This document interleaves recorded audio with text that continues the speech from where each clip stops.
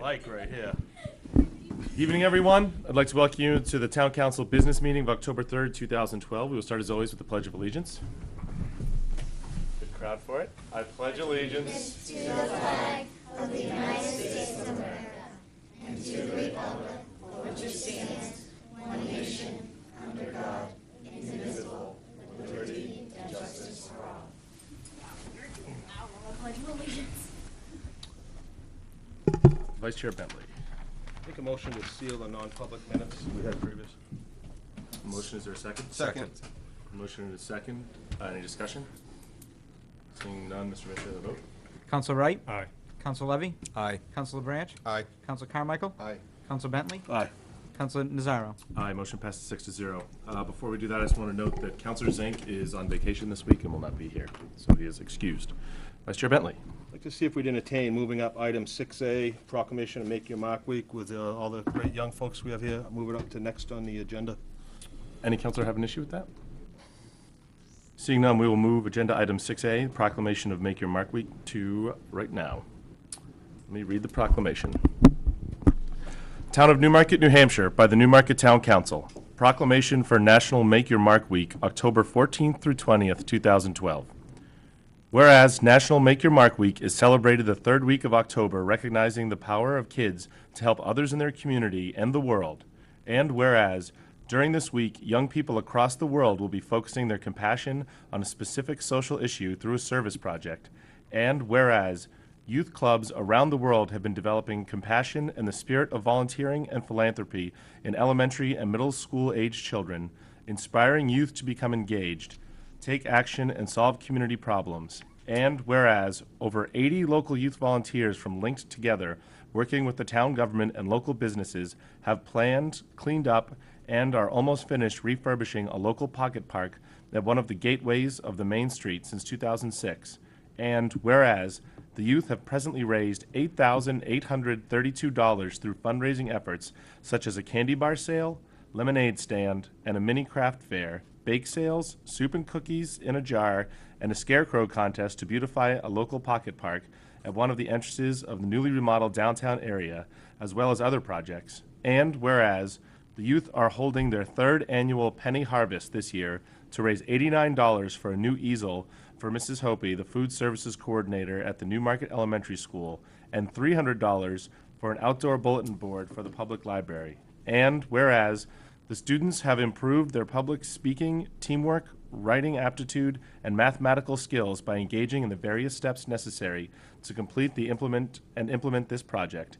And whereas this past year the children have continued to apply for grants and have been awarded a $250 federal grant from State Street Discount to hold a family literacy night in November. And whereas the youth are working on a coat drive to provide coats for needy families of Newmarket. And whereas the youth have worked for 3 years with Janice Rosa on the honor trees at the Pocket Park and the bandstand. We made stars and decorated them to honor past and present service members. And whereas the youth have put on a Thanksgiving play and a spring play for the residents of the Pines of Newmarket. And whereas the youth, in the spirit of giving, have made a snowman ornament and a thank you card for each volunteer that serves on a committee for the town to recognize their hard work. And whereas the students have gained competence and confidence as they learned to work together as a team and to see their projects coming together. And now, therefore, be it resolved that by virtue of the authority vested in us as the Newmarket Town Council, we do hereby proclaim October 14th through 20th, 2012 as National Make Your Mark Week in Newmarket, New Hampshire, given at the Town Council Chambers this third day of October in the year of our Lord, 2012. Is there a motion to pass this resolution? I gotta get back on that page, apparently. There's not a number you can just. Vice Chair Bentley. Make a motion to accept proclamation for National Make Your Mark Week, October 14th through 20th, 2012. Is there a second? Second. Motion and a second. Is there a discussion? Vice Chair Bentley. Well, just, again, would like to thank all the young folks here and some of the ones that couldn't make it for all the great work you guys do every year down in our town and at the school and other places. Great work.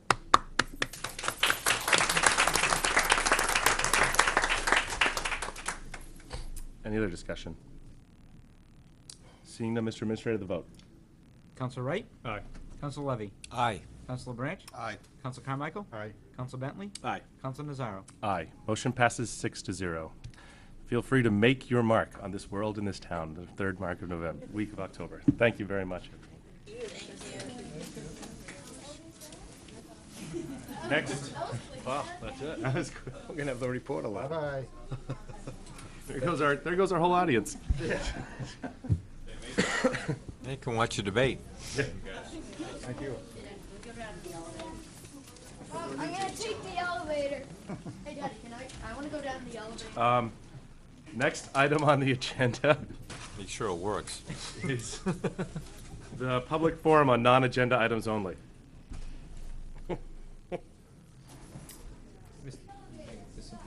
Yeah, we'll wait for them. Oh, the more town employees is great. Are you on overtime? So, second item on the agenda, I would hope people at home get to see the capacity crowd we have here tonight, is public forum for non-agenda items. Any public comment? I will open public comment at 7:12. Seeing none, I will close public comment at 7:12. Next on the agenda is public hearing on resolution 2012-13, purchase of a Ford police cruiser. Should we read that first? Does it need a second reading? No, you can do it by title. You read it at the last meeting. Okay, read it. so- Okay, so public hearing on resolution 2012-13, purchase of a Ford police cruiser for the police. Let me go to the actual thing here. Yeah. I feel like it's mistyped there. Resolution 2012-13-12, a resolution relating to the purchase of a Ford police cruiser for the police department to include costs associated with replacement of emergency lighting, equipment setup, and to withdraw said funds from the Police Vehicle Capital Reserve Fund. Public hearing. Is there any public comment? We'll open the public hearing at 7:13. Keep looking at Tony since she's the only member of the public here. Now, close public hearing at 7:13. Vice Chair Bentley. Entertain a motion, I'd like to make a motion to adopt Resolution 2012-213-12, resolution relating to the purchase of a Ford police cruiser for the police department to include costs associated with replacement of emergency lighting, equipment setup, and to withdraw said funds from the Police Vehicle Capital Reserve Fund. Motion, is there a second? Second. Motion and a second. Discussion.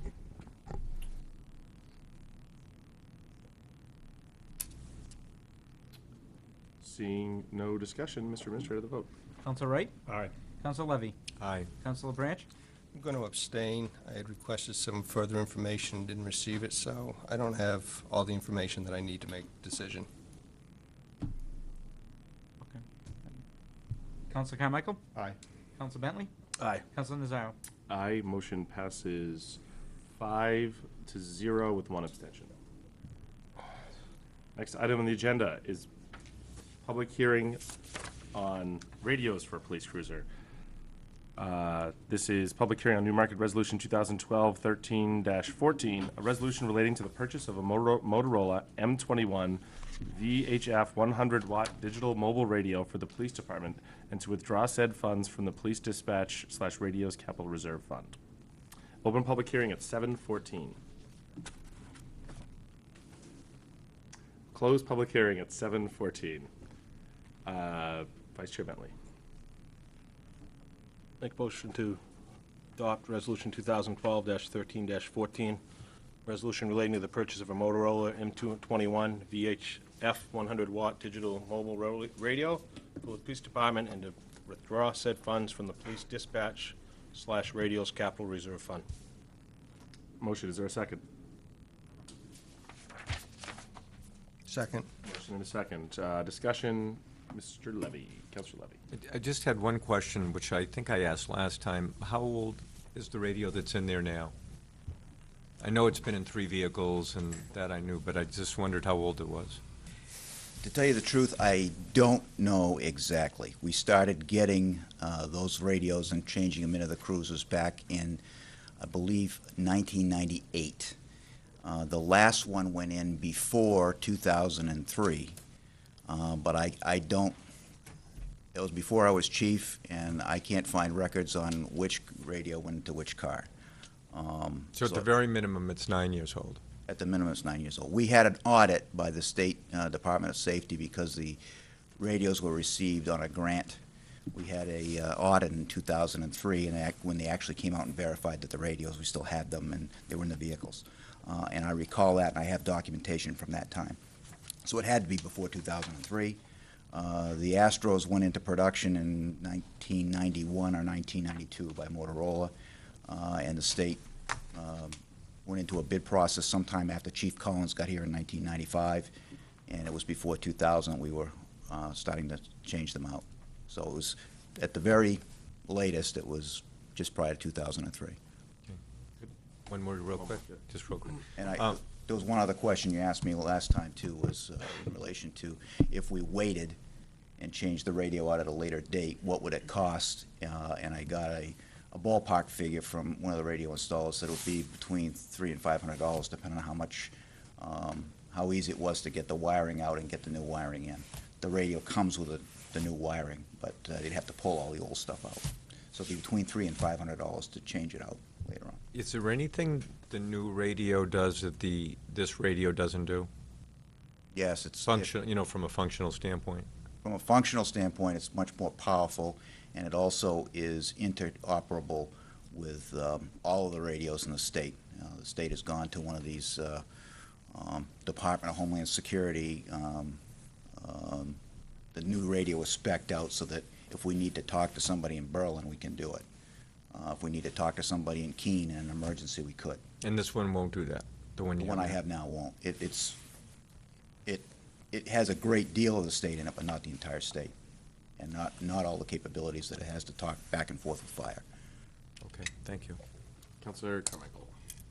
Chief, I believe you stated last time that if it broke down, say in the next year or two,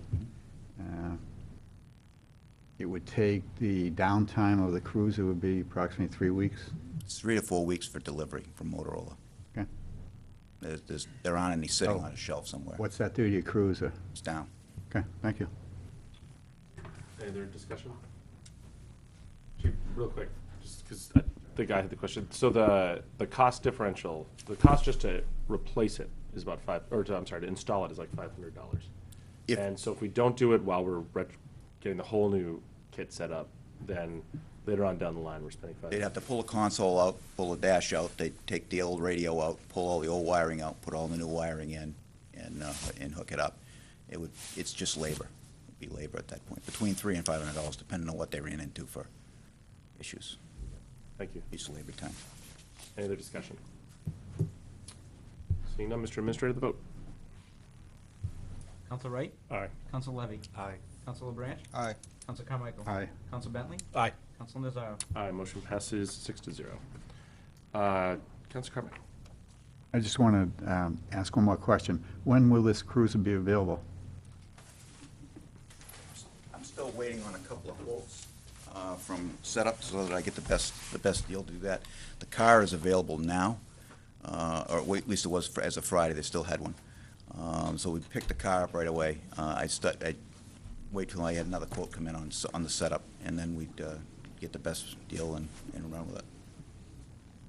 As soon as all the parts are in. Yeah, right. Probably a couple of months, Couple months? realistically.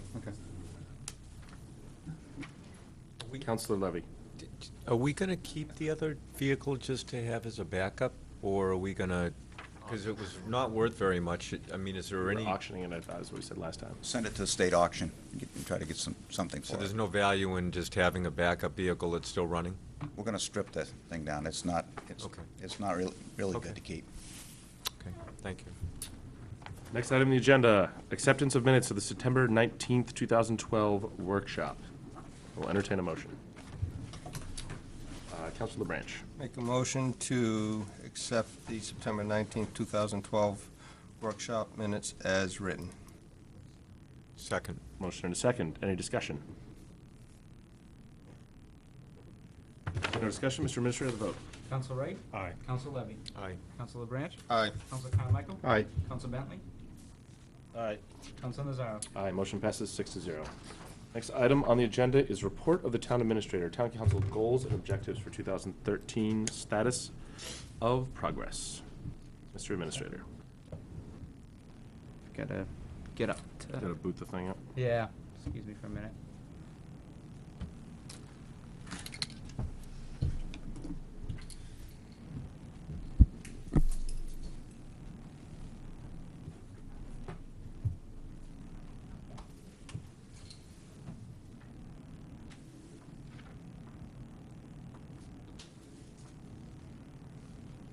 See, while you're doing that, Yes, sir. afterwards, we will, if anyone has questions on, because I know that there was a lot of documentation here the counselors had to read for his report. If you have questions for him after he does this, we can ask at that time.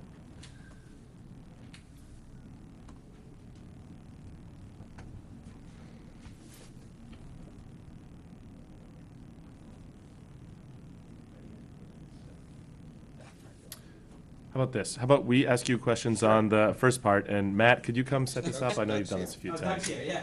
Oh, yeah, Doug. Do you want, if anyone has questions for the administrator on his written report while that's being set up? Any questions?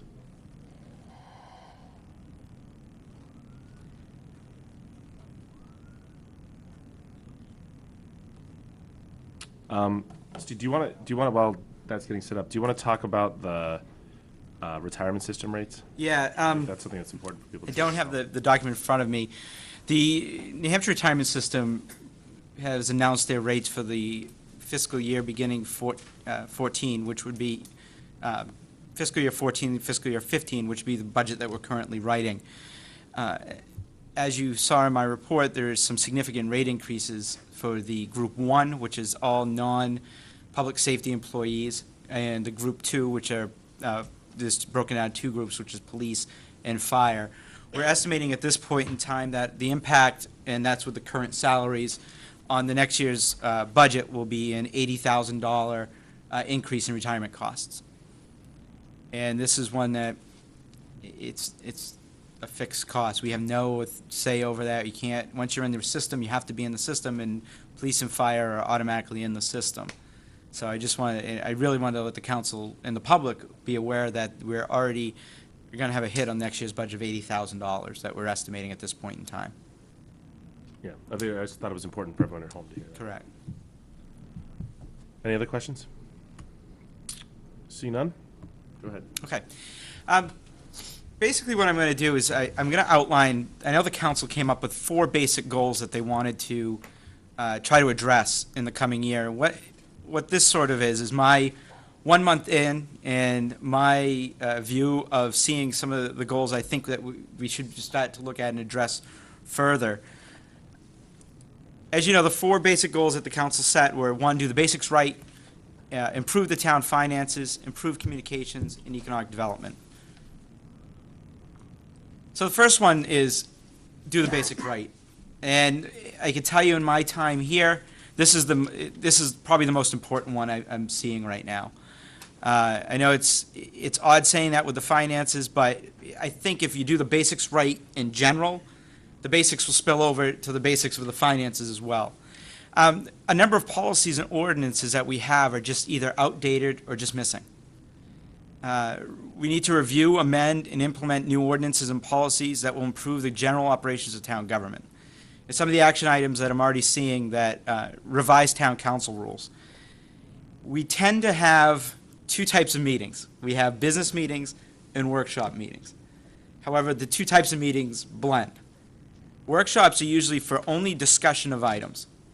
And business meetings are when you vote and debate on items. So what you'd normally do, which is the rule that you have on tonight, you would have a resolution introduced. If you wanted to go for further discussion, have a long, in-depth conversation, you send it to the workshop, and then you wait till the next business meeting to vote on it. That way, there's enough public vetting, there's enough research can be done by the council, and if you have questions, it gives staff time to do some more research. In this other council rules, I think that we just need to review to make sure that you guys are operating in the most efficient manner possible. The next is to review and update the town municipal code. By law, since we operate under the council administrative form of government and under a charter, we need to have a municipal code, which is a centralized, codified set of all of our ordinances. And that is, and I've talked to the town clerk, very weak that we in the town. So we are going to start a committee of departments that is going to go through other communities that operate under the same form of government and determine what are we missing and what do we have and what do we need to update. So this is going to be probably weekly for the next few meetings, or months actually. You're going to see, hopefully, new codes or updates to the codes brought before you. Some of them may not be even changes, but it's just going to be codifying them. We should be able to go to one single book and have every ordinance in there. Like we go to the state law books, and you know the RSAs, and you can pretty much say the chapters. We need to make sure that we're doing the same here. And part of that is we need to revise the administrative code. I'm actually looking at it more as a reset of the administrative code. For those who don't know, the administrative code is sort of the outline of the government. The charter is the Constitution and sets how we set up our government. One of the chapters in there is that the town administrator must propose an administrative code that sets up how the departments are laid out, that sets up who the department heads are.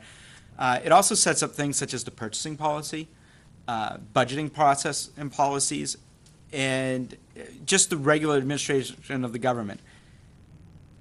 From my records, I don't think we've updated it since the 90s.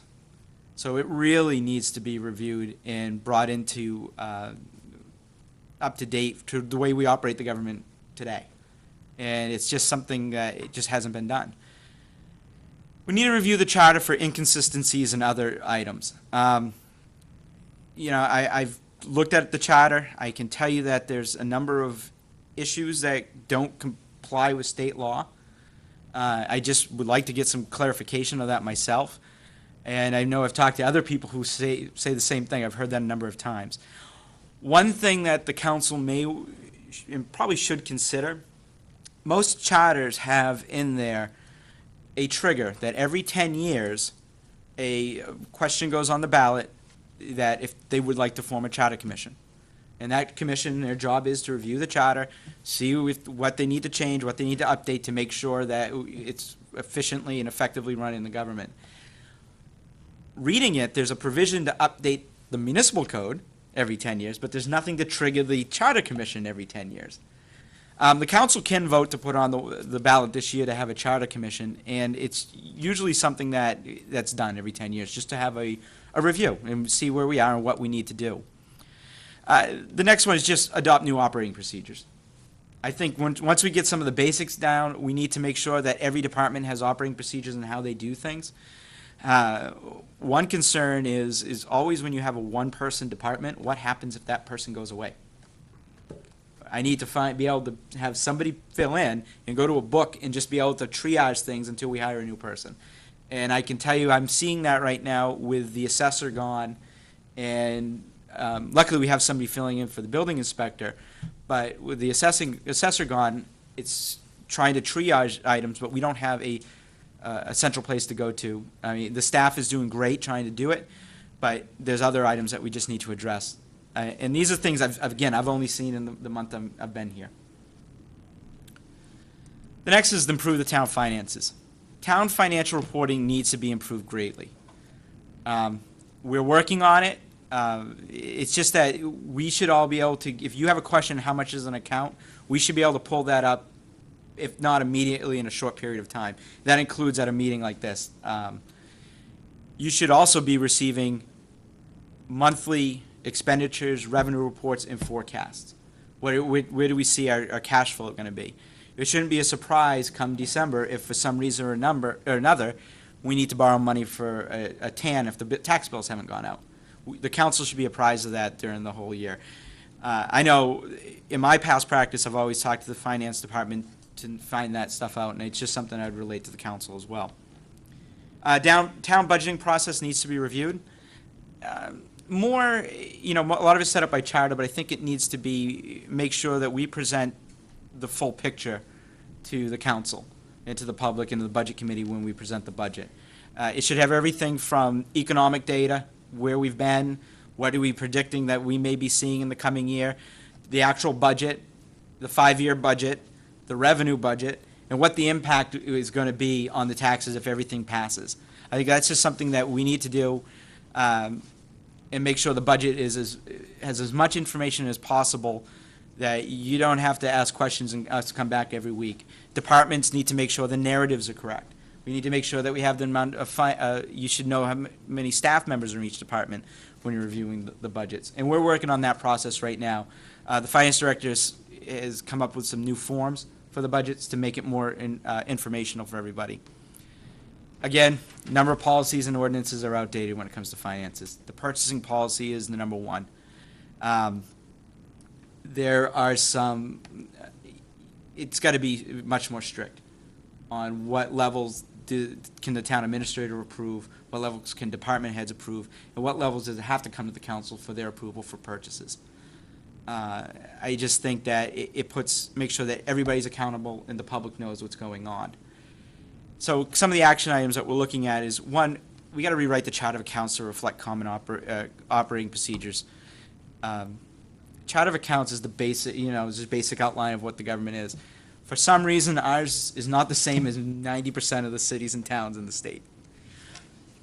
It's going to be a pain, yeah. It's going to be, people are going to have to relearn a set of numbers.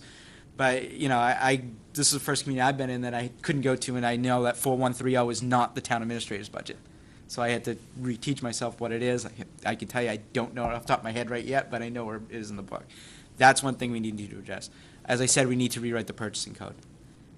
We need to set up when we go out to bid, bidding procedures, how do we advertise for certain bids, and also, again, what levels do we go to certain individuals for approval for these purchases. We just need to make sure purchases are being done that have been vetted and done correctly. Part of improved finances, I put this in here, is that we need to improve performance measurements for departments, and that will go along with employee evaluations. The reason why I put in finances is I believe that with evaluations, there should also be merit increases if we can afford it. And I do believe in merit increases, especially for department heads. I think that it's an important thing that performance is a reflection of the increases that you may get. Nobody should get an increase just because they're here. I will say that here. I'll say it anywhere. So we are I am going to be looking at how to come up with a formal performance measurement for the department heads. Department heads already know that in December I'll be meeting with each of them to go over goals for the remainder of the year. I will be meeting with them halfway through the 6 months, so a quarter the year after, and then I will give them their annual performance evaluation in June. So we'll be doing that annually, and then in June we'll do it again. We'll start the goals. I'll meet with them every quarter, and at halfway through we'll do a mid-year review. So documentation is key when it comes to that. Revise the fund balance policy to comply with generally accepted accounting principles. That's on your agenda this evening. I remember the night I was hired, there was questions on what the fund balance policy should be. Talking to our auditors today, not many communities use the formula that we were using of having 3 months, the percentage of 3 months operating expenses and fund balance. The more common one is using between 5 and up to, which is very high, 15% of the total budgeted amount for the schools, towns, and county in there. What we're recommending is between 5 and 12, and you'll be safe. I talk to the auditors, that's common. I talk to DRA, most people just say 5% of what the town budget is. That's a little too low for that. And again, we just need to make sure we're regularly financial reporting to the council and to committees. You just should know exactly where the money's going and be able to ask us questions. Communications. We need to improve the way we get our information to the residents. Plain and simple. I think one of the problems that we have, and I know the reporter is here from the Exeter Newsletter, Portsmouth Herald, But we're sort of in a no man's land on who covers us for press. Sometimes Foster's covers us, sometimes the Seacoast, Portsmouth Herald, Seacoast Media Group covers us. But it doesn't seem like we're always getting a constant message out to the press. So things that we need to do is, one, we're going to begin to update the website to be more user-friendly. I've noticed that when I was beginning to get interested in Newmarket, it takes a lot of clicks to get to information. And it shouldn't. It should be much more easy to get the information. I could tell you that the town administrator, as of today, has a web page. And my picture's on there and has all the information that you may need. And one of the things I made sure I put up there for myself was that administrators and managers have to follow the code of conduct by the ICMA. I made sure the code was up there so people know what, how I deal with issues and make sure I follow that code of conduct. And I also put up my email address and phone number so they can reach me. We need to embrace social media. I know it's sort of that iffy thing, but most people now go to their Facebook pages or have a Twitter account. And most people will now say, I saw on Facebook XYZ. Well, communities and businesses can just post notices or information about things, and it'll go on people's Facebook pages if they're a friend or subscriber to it. So they would be getting that same information just by scrolling and seeing all the other information. So we're going to probably try to establish a Facebook presence soon. I can tell you a Twitter page has been set up. So we do have a Twitter presence, and we're going to start doing that. One thing also, you think, Twitter's kind of odd because it's social media. When we had issues with the ice storm, I believe in 07, 08, power went out and cable went out. So you couldn't get your cable television to get notices, and a lot of phones went out because the phone lines went down with Comcast. However, cell phones continue to work because a lot of cell phone towers are on generators. People were getting text messages and emails on their BlackBerries that they couldn't get messages other ways. So it was determined that that's a great way to get information out in an emergency situation. So hopefully Twitter will be one of those things that people can do. Town email subscription list to provide consistent messages. I know we have something of email list. I think we need to revise it to have everything from, if you want to subscribe to agendas being released for council meetings or planning board, that you can subscribe, and every time an agenda goes out, you'll get a copy in your email box. And you can get the minutes too if you want that. Another thing I would look at is trying to come up with a consistent newsletter via email that just will give updates, small updates of items that may be going on in town, that if people want to subscribe to it, they can get that information. And I would look at having a quarterly newsletter for people in the community. That would be printed or maybe some other way, and it'll be hopefully mailed to every resident minimally, or we could do it online and people can get it downloaded that way, which is difficult because not everybody has internet access.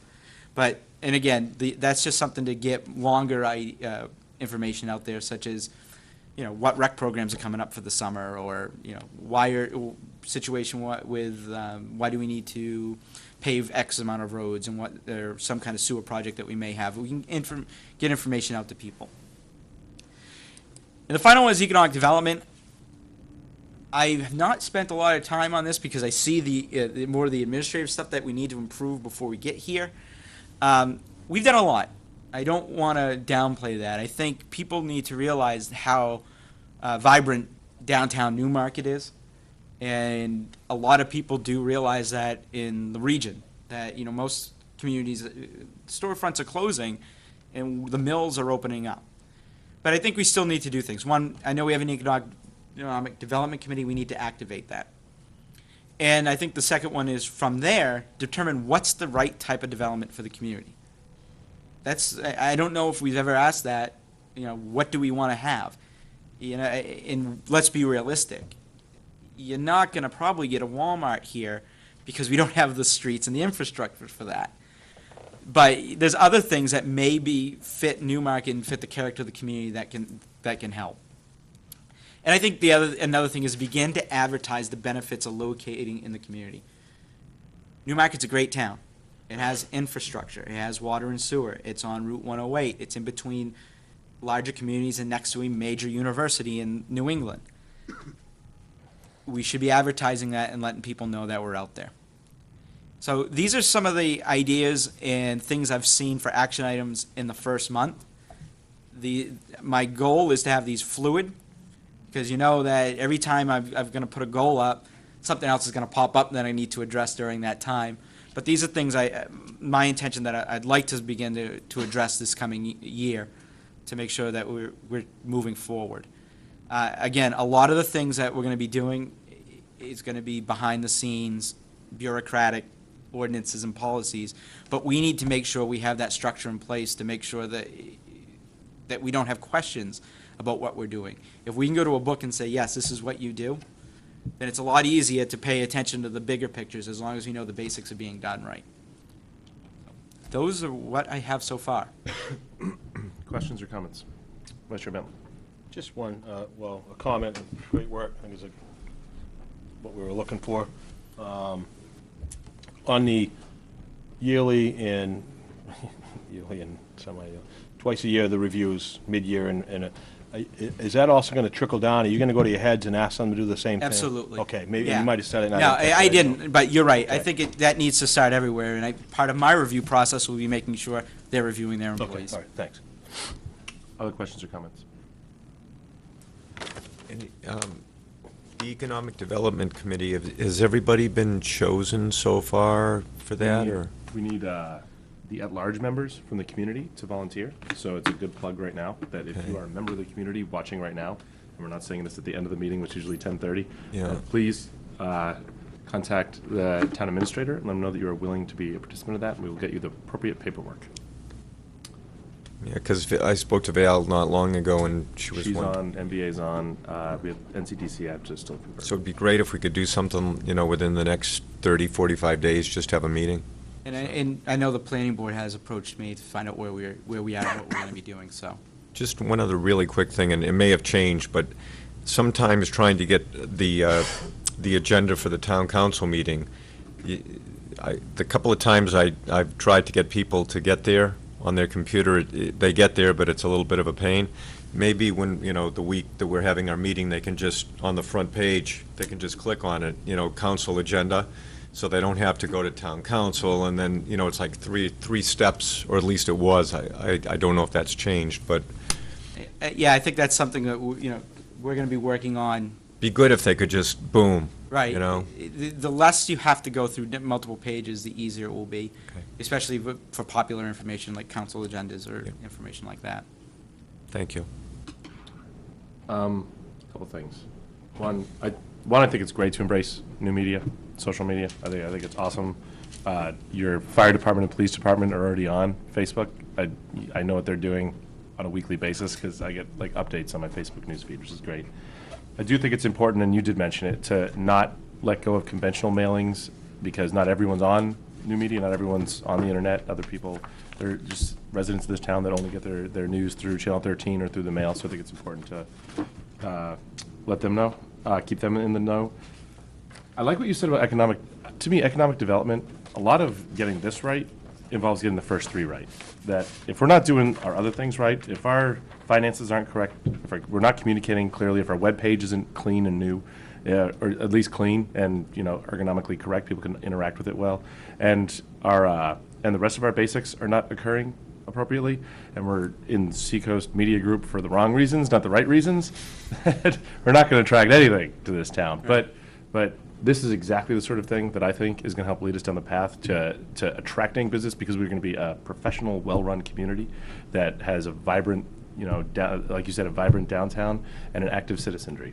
So I think that's all really, really good. My one concern Yep, is a lot of stuff. there is. And I look at all of these actions, and I start trying to do a little basis of estimate in my mind and think, all right, that's probably this many hours. That's probably this many hours. And it starts adding up real quickly, and we're already months into the year, about a quarter into the year already. So is all of this going to be accomplished in fiscal year 13? No. It's, a lot of these are going to be ongoing projects, and I think that's one thing that I need to meet with the council at some point soon, to get the council to prioritize these items. What does the council want to see done first? Then we'll go from there. I think, and again, everyone has to realize, while we're doing this, we're also writing the budget, we're also doing negotiations, we're also running the day-to-day operations of the community. So these are goals. Are they all going to be accomplished this year? I'll be honest, no. Some of them are going to get bumped down while other things get pushed up, but we're going to attempt as many as we can. But I would say, just from my estimation, then I'll let go of the microphone, that we should look at what action items are required for us to achieve the goal this year. That which ones are need-to-haves and which ones are nice-to-haves, and I think that it'll start prioritizing itself if we actually go down through that list, or you go through the list and Yep. come to us with, hey, these are the ones we have to do or else we're not going to hit this goal. Yeah. And these are the ones that are nice-to-have, but if we have time to do it. So, Councilor Carmichael. Yeah, my question is, I like the idea of the quarterly mailings. Does that go out, voter list, or how do you send that out? What I've seen in other communities is it's house by household.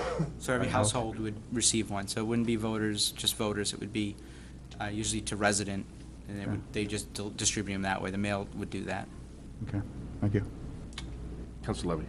Yeah, as far as getting things right, I think, the finances would obviously be a huge priority. And then the budgeting, I think, for since we're almost, getting to the point where we're going to be doing our budget, those, to me would be probably very high on the list. Yeah. As well as, trying to figure out what the tax rate's going to be. Yeah. Just as I think they're all important. I think the charter needs to be looked at. I don't know that we can do that this year, but I think we definitely need to make some tweaks to the charter, so that's We- my 2 We cents. certainly could put it on a warrant article together to get a charter commission together to actually Yeah. look at it. Yeah. Other questions or comments? I think it's good that Steve has sort of synopsized all this and put it in a format that we can all, I think, agree on. Yeah. So I think that's a good first step. I think it would be good to see from here on out for these. You have the action items, obviously prioritization of them, and council, please, if you disagree, let me know. But then, like, status on Yeah, where we are absolutely. for each of the action items every time we come around. What I'll probably do is probably have extra pages in I know my TA report's kind of long, but I'll probably have extra pages, just summaries of what we're doing on each of them. And even if there's no action, I'll put no action this month, so you know what's going on and what we're trying to do. Any other comments? I have one last one. This is my favorite section, I think. You said some of these will be ongoing projects. Yes. Problem with projects, to me, projects that don't have deadlines go forever until they just like peter out on their own. Yeah. And I think that as part of holding ourselves accountable, we need to, even if it's a hard deadline or a long-term Sure. project, that we have We can do some that. form of deadline. Yep. Thank you. Thank you very much. No problem. On to item 6B. Acquisition of replacement computer systems. So, as I wait for the administrator to come up to his desk to ask him a question. So, does this resolution require public hearing? No, So this is just a reading of the resolution. and you can vote on it. Okay. Town of Newmarket, New Hampshire, by the Town Council, Resolution 2012-13-21, relating to the acquisition of replacement computer systems. Whereas the Town of Newmarket owns computer systems with various lifespans, and whereas the town operates 5 servers where we are replacing oldest server that is more than 7 years old, and a hard drive failed on it at September 20th, 2012. We gotta work on the grammar on these things. Yeah. Whereas the town intends to replace 6 desktops at the fire department and 2 at the Department of Public Works, where the operating system of the current fire department desktops do not support the current version of fire department software, and where the Department of Public Works computers are more than 6 years old, and whereas the town of Newmarket requested quotes for replacement of the above noted systems, and the recommended bidder is ProVantage LLC for a cost not to exceed $9,739.98, and whereas town meeting created a town technology capital reserve fund for the purpose of renewal and replacement of town technology infrastructure and equipment, and whereas the technology capital reserve fund has a balance of $36,953 as of September 25th, 2012. Now therefore be it resolved that the Newmarket Town Council does hereby approve a transfer from the Technology Capital Reserve Fund not to exceed $9,739.98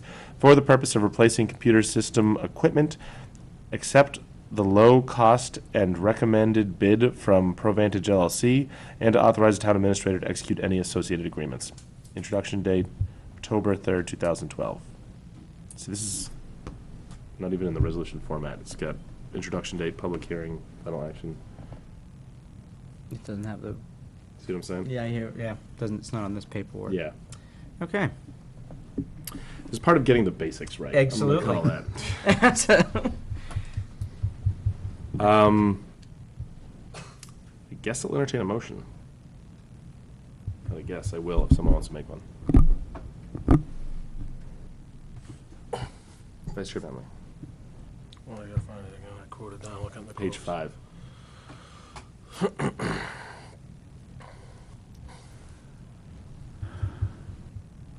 Sorry. Make a motion to support Resolution 2012-213-21 relating to the acquisition of replacement computer systems. Is there a second? Second. Motion and a second. Discussion. Councilor Branch. Based on what the town administrator said, we can actually vote on this evening? Is that what? Yeah, we don't have the rules set up yet that you need multiple hearings on any resolution, so you can vote on it this evening. Okay, my question is, it's been my understanding for some time now that anything that came out of the Capital Reserve Fund needed a public hearing. I could not find that in your rules. Okay. So it's not that it's just sort of been general accepted practice? At one point, I believe we were told that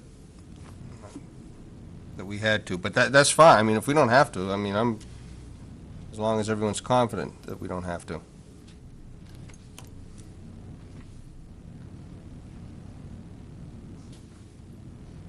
I'm okay. Yeah.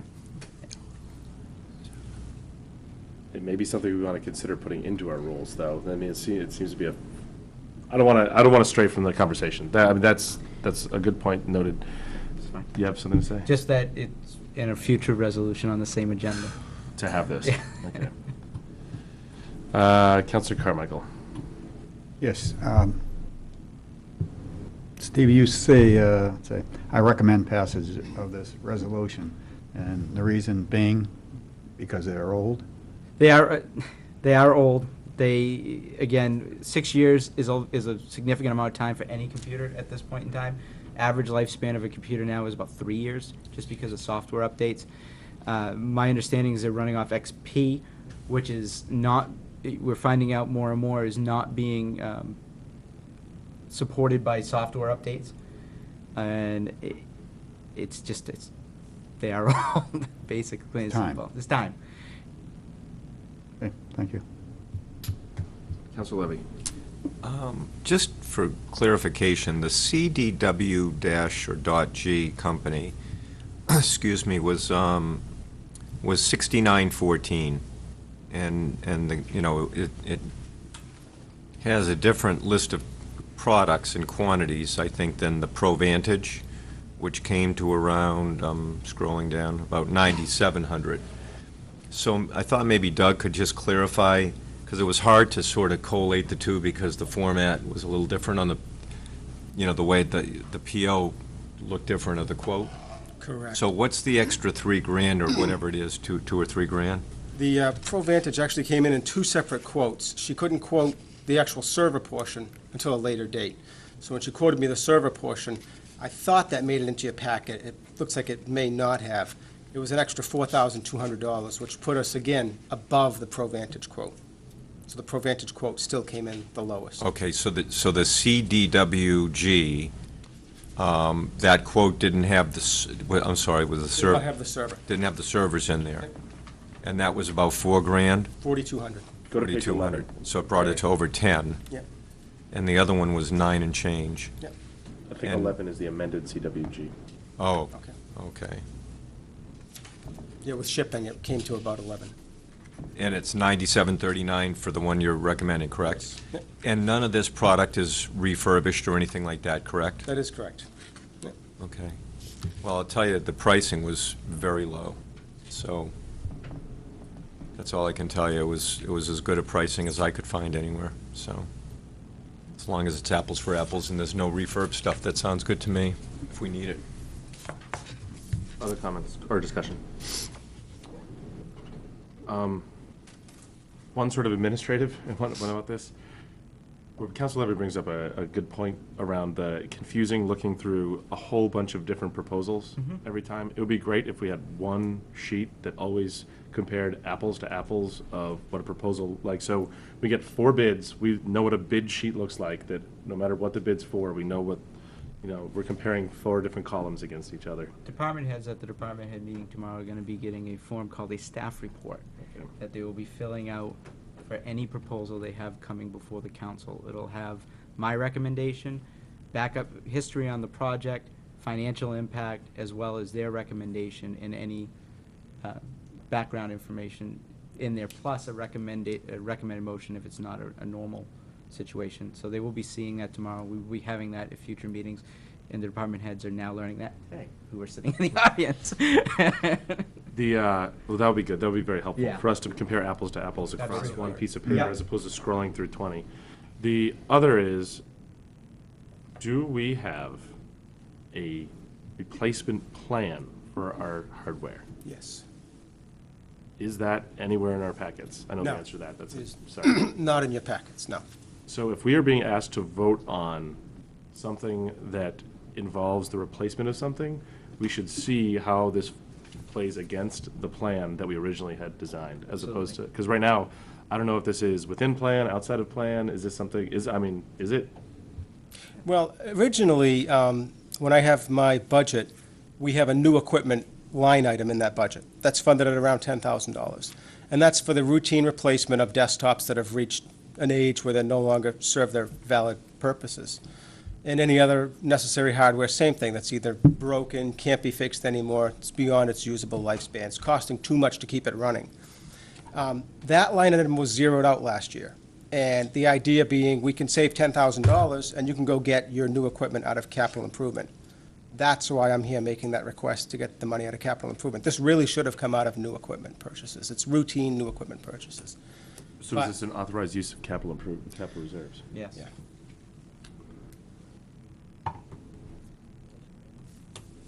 Okay. The problem is, and I see Councilor Branch looking over, as the CIP knows, the CIP's policy, it should be any projects that are over 10 years. Computers don't last 10 years any longer. There should be so it shouldn't be part of the CIP plan. There should be a capital reserve fund set up for ongoing maintenance, so you could have, say for some reason we had all the servers fail. We don't need to have that in the operating budget all the time. We should be able to have a capital reserve fund to go to that in case there's an emergency. Yes, computer replacement should always be in the operating budget. It should not be a capital reserve fund. It's a commodity now.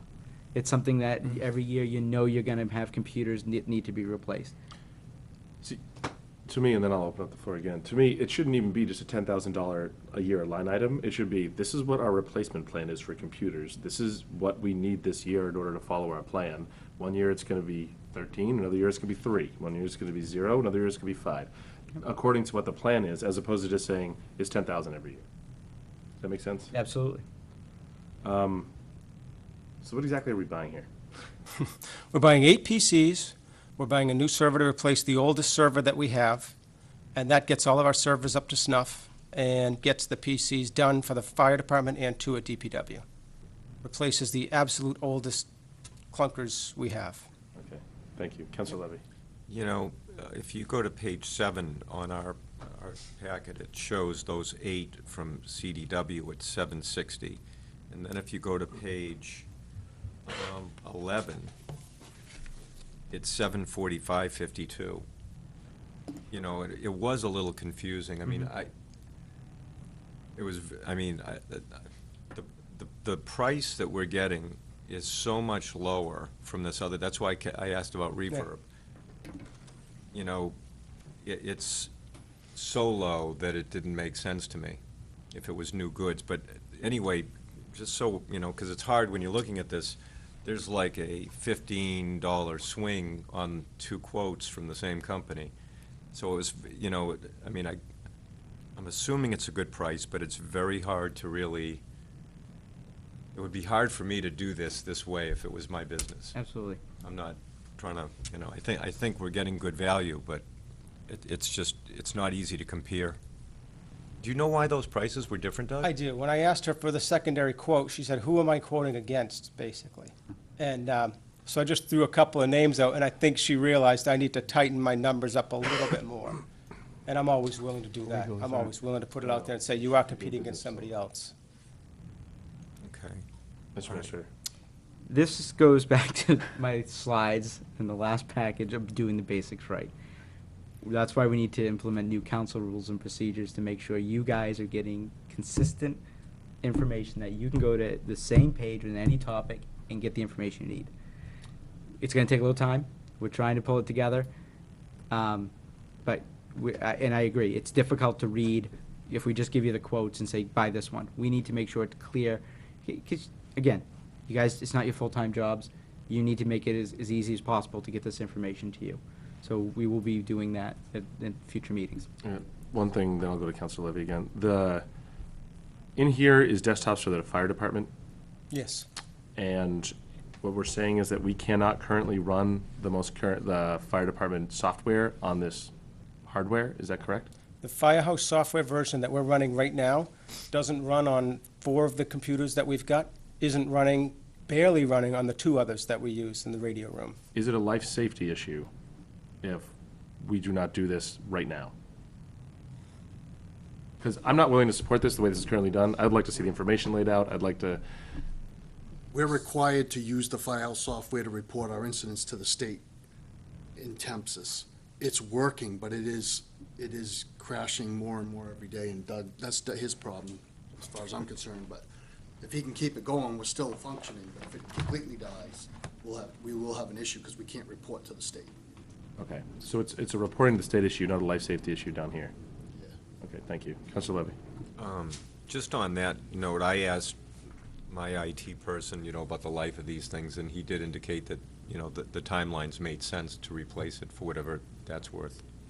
I think what might have made this a lot easier in the future, Doug, would be, to supply us the quotes like you did, and then maybe just have one page that's a graph, and, company A, B, and C, you list the products, like if there's 5 SKUs that you're buying, and then we could have just scrolled across and seen, company A was 750, company B was 762, and then total it on the right, and then we could have, and then if we wanted to go to backup, we could have gone to the actual quotes, but I think that would have made it a lot easier. Absolutely. Because I spent a fair amount of time trying to get all this straight, and I frankly was hard, because I didn't know the servers were added, and it got confusing, but I think if you put it on one page, it'd be, so anyway. Absolutely. Any other discussion? I mean, I want to say before we call the vote that I don't disagree with buying any of these things. It's just, even reading when I was trying to read the resolution, I still can't, after I reread it again here, can't tell exactly what it is we're actually purchasing inside of it. So that makes, I understand now what we're getting, having the conversation, but the way it's written, it's somewhat, it's hard to suss out. Mr. Administrator. I don't want any member of the council voting on something they're not comfortable with if they don't have the information. If the council feels that way, then I would ask that you table this item for the next business meeting. And the only way, I hate to put it this way, that we're going to learn as staff is that we can't do something. So if that's something that you don't feel comfortable voting on, That's then just me. I would suggest that. Well, I'd say, check with the rest of the council. I knew before his answer, 6 were going here and 2 were going there, and I saw that he went through the quote process when I was reviewing my packet. Now, I'm only one person. I saw he did what I thought he was supposed to do. If there's more ambiguity with other people, then I agree, but Mike, let's see seriously, what I don't everyone see where else the servers are in here. I see the numbers, but I don't see how many we're buying. Councilor Levy. I understand exactly what Chairman Nazaro was saying. I could support this just because I think he's going to come back and we're going to probably do it. Maybe what you can do is if we decide to vote on it, you can just synopsize it for us, and going forward, I don't think we have to be punitive. If you feel comfortable that the servers are in there and whatnot, but I think the pricing was good. I think Doug did a good job. Doug, did you get all the pricing? Yes. Yeah, I do think that was, I think clearly the town got good pricing, because I couldn't touch it. So, I mean, I think that's good. I think the format is what we're talking Yep. about here. So, anyway, I can go either way. It doesn't bother me to vote on it. Counselor Carmichael. Yeah, I agree with Counselor Levy and Counselor Bentley.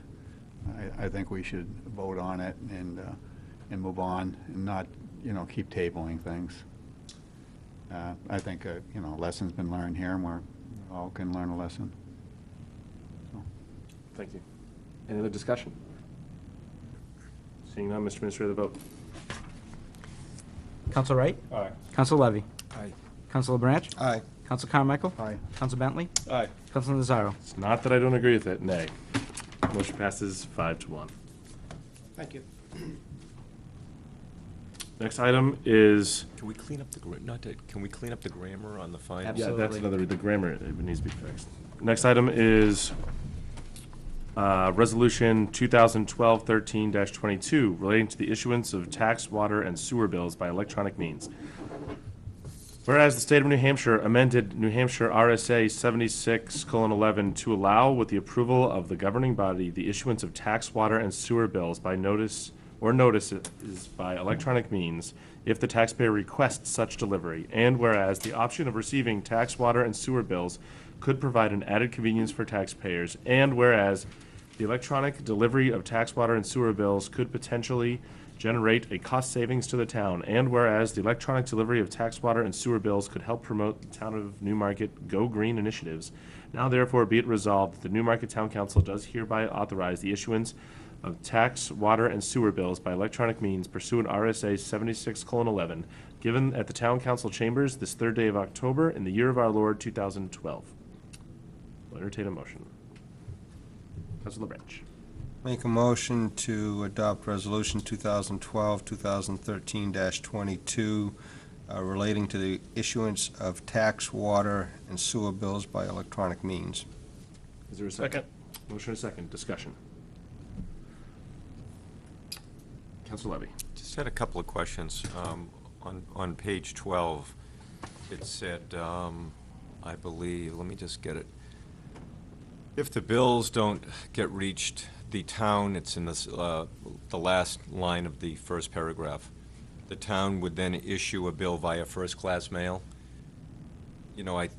I guess my question is, do we have to send something first-class mail if it's going to Newmarket? And if we're gonna send it first-class mail, wouldn't we just do like registered mail? I mean, isn't that the goal, to make sure that they received it? If this is I'm sorry, Chair. Yeah, go Yeah, if this is like a tax bill or a water bill, Yeah. and you try to send it first electronically, and for some reason their email's not working, it gets bounced back, then what it would be is the clerk would then send it traditional means, as like any other water bills, which are all done first class. They're done, so it wouldn't be a certified or registered, because it's not as if we're trying to do a collections after, it's just to get them the initial bill. So it's more as if, for some reason, an email got bounced back, it would trigger something in her system to follow up with a hard copy. Oh, I was unaware. So if Newmarket, if we send a bill out from Newmarket to Bay Road, we send it first class? Correct. Is there, I mean, I'm just asking to ask, isn't that a lot more expensive than regular mail? It is, but it also ensures that it gets there versus, if it's a different class of mail, it's not always the priority. Like if you do it as postal, can't remember all the rates, but if you do it just to like residents, they don't need to make sure it gets out there the first day. Whereas first class, there's a time limit to get mail out there. For example, you get the ones that say resident postage paid, and it'll be like pre-sorted. That does not always have to be the top priority if there's other things going out there. First class gets the top priority after like express and priority mail. There's I'm just saying. I it's understand. Newmarket. Counselor, I totally get where you're coming from, but let's try to maintain the debate around the electronic means, and then Oh. we have another agenda item at some point talking about the first class mail. Well, it was in there, so. Yeah, no, I totally get where you're coming from. We'll look I to just- see what other options. I'll put in a TA report of if we can mail something out a different way.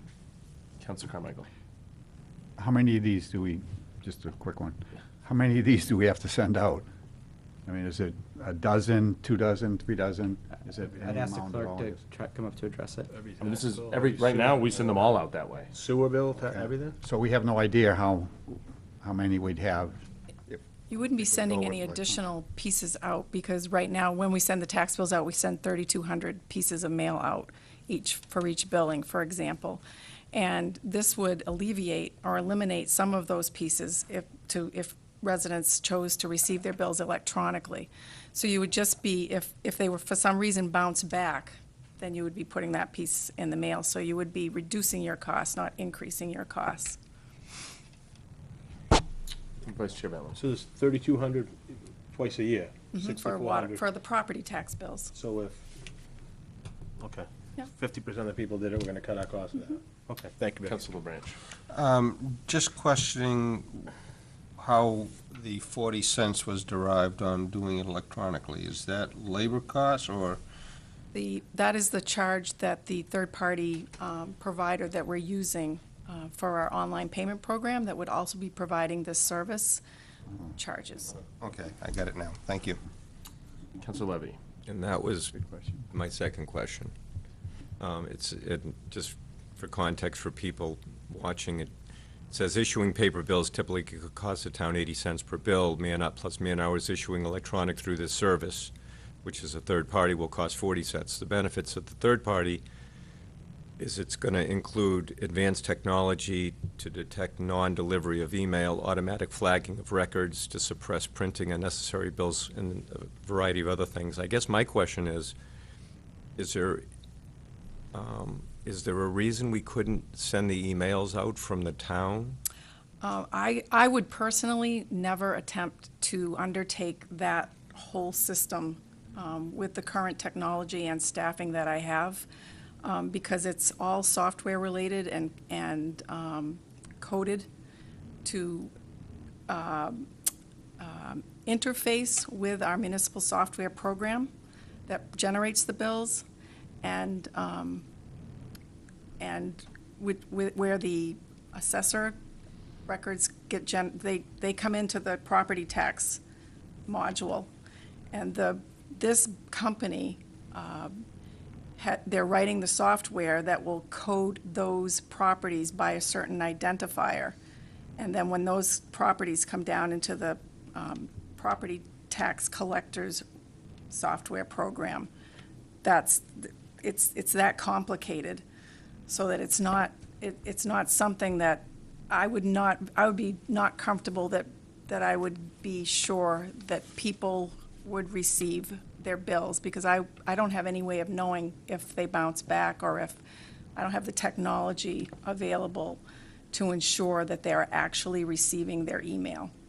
And and when a property changes ownership, if the new owner decides that they don't want to participate in that, that's what the third-party provider is handling. Does the current staff now send out the bills? We send out the paper bills, yes. Paper bills? So I'm just asking to ask, because I'm going to ask to understand it. Couldn't they just scan the bills that they're sending out now and email them? Or is that, I mean, I understand all these codes, but like you have a bill that you're sending out now, right? Right. You know, couldn't they just scan it in and email it to the people? Is that impossible to do, Steve? It's not impossible to do. You definitely can scan anything and email anything. Okay. But to keep track of, because you have a legal obligation to ensure that you are delivering a tax bill, and you have to receive their consent through a federal electronic signature system, and then once they've signed up for that service, the property needs to be coded to ensure that we know that parcel is receiving their bill electronically, and if it changes hands, that there's a method to ensure that the assessor, who changes the ownership records, not the property tax collector, I don't have, that's not part of my responsibilities, so that the coordination to ensure that when the ownership changes, that in turn starts the process of, now you need to re-identify whether the new owner wants to receive their bill electronically or whether by mail. And then once that all comes through, when it comes time to print the bills, we don't want to print 3,200 pieces if 1,600 people have opted to receive email. It will automatically suppress the printing of those bills, and it will automatically generate the emails to those individuals. And then it will automatically, if there's something wrong with the email, or if they've changed their email address, it will automatically generate a list that would come to the tax collector of those emails that didn't reach their destination, which we would then turn around and immediately generate the paper bill and mail it. So it's not a process that I certainly would not be comfortable administering a large number of bills. In addition to those 3,200 bills, every month we send out approximately 500 water and sewer bills. So you're up against the same type of thing. And the owner records, again, are generated from the assessor's office, and their different software program, just like they would be for property tax. Okay. Any other comments, discussion? I would also say that if we were printing and scanning, we're also not going to see the savings that we're going to save in not printing all of them if they go electronic, correct? Right. Print and It's scan, we're the still going to be staff time spending the is- money on staff time and Right. materials Right. for printing them all and then having to send them all through a scanner, as opposed to just having them electronic, never having them actually hit a piece of paper. The beauty of the automated process is that what we do in the office really isn't going to change. It's going, the bills will automatically be suppressed, and they will automatically be emailed. It's not a labor-intensive at all task with the current staff that we have. The only task that we will have added is that list that would come back to let me know that Gary Levy didn't receive his tax bill electronically, and I need to put one in the mail. Can I just ask one question? Councilor Carmichael's on you. Yeah, Becky, you said third party. Are there many third parties out there that you can go to, or is there just one? Not yet, there aren't. We started the online bill payment program about 6.5, almost 7 years ago. And in that, when we started that, we were the first in the state to do that. And there was one provider in the state of New Hampshire. There now are probably a dozen to 15 providers over that period. This is new. Connecticut just passed this law within the last 6 months. I don't know of any other New England states that are allowed to do this. New Hampshire just passed the law. The companies, the same thing's going to happen. Invoice Cloud is the company that we're using, and they're on the cutting edge of that. And they've just formed a national partnership with Harris Computer, who is the owner of our software provider. So I feel like we're in very good shoes and tested waters, and I've followed up on the references, what they're doing in Connecticut and all of that. I think in 5 years, you'll see the same scenario. I think you'll see, a dozen, the companies will increase that, and we'll be able to, maybe get better pricing or what have you at that point. But right now, the options are very limited because of how new the service is. Thank you. Councilor Levy, you had another question? Just for clarification, so when you send this information to this company that's sending them out electronically now, how do you get that? Well, are you scanning it in and then emailing it to them? No, we have, we're all set up so that every evening, Doug's still here, his server, we upload all of our information from our property tax module, all of our municipal software that's using the online bill payment program, the water and sewer bills, and the property tax module. That gets uploaded every evening, and then the payment files get downloaded. So the unique identifiers are already being put in place, and they're working on the interface with the separate software program that the assessor office uses, so that will all be coordinated. So the automation happens after we go home, and by the time we come back in the morning, if you log in, all the information for your bills is current and updated. So they have the change in ownership information daily. Whatever happens, whatever changes happen every day, those are uploaded to that company through our municipal software provider. Okay. Any other discussion? So Becky, so basically, all our information lives on a database, and it's just, we're downloading our information from our database. What is it, like a SQL server or something like that? And then it goes. Yeah, exactly. So it just goes from there into their database. And they double check it, and then in the morning, we get everything back. Makes sense to me. Thank you for being so innovative in ways to save money It's as a my town. pleasure. I think it's awesome to see one of our departments, It's it's just exciting. me talking, to actually be innovating ways to save our taxpayers' money and still be good stewards of our local environment. I'm So, excited about it. Appreciate it. Yeah. Any other discussion? Seeing none, Mr. Administrator, the vote. Counselor Wright? Aye. Counselor Levy? Aye. Counselor Branch? Aye. Counselor Carmichael? Aye. Counselor Bentley? Counselor Nazaro? Aye, motion passes 6-0. Next on the agenda, Newmarket Town Council Resolution 2012-13-09, relating to asbestos and transient remediation at the Newmarket Historical Society building.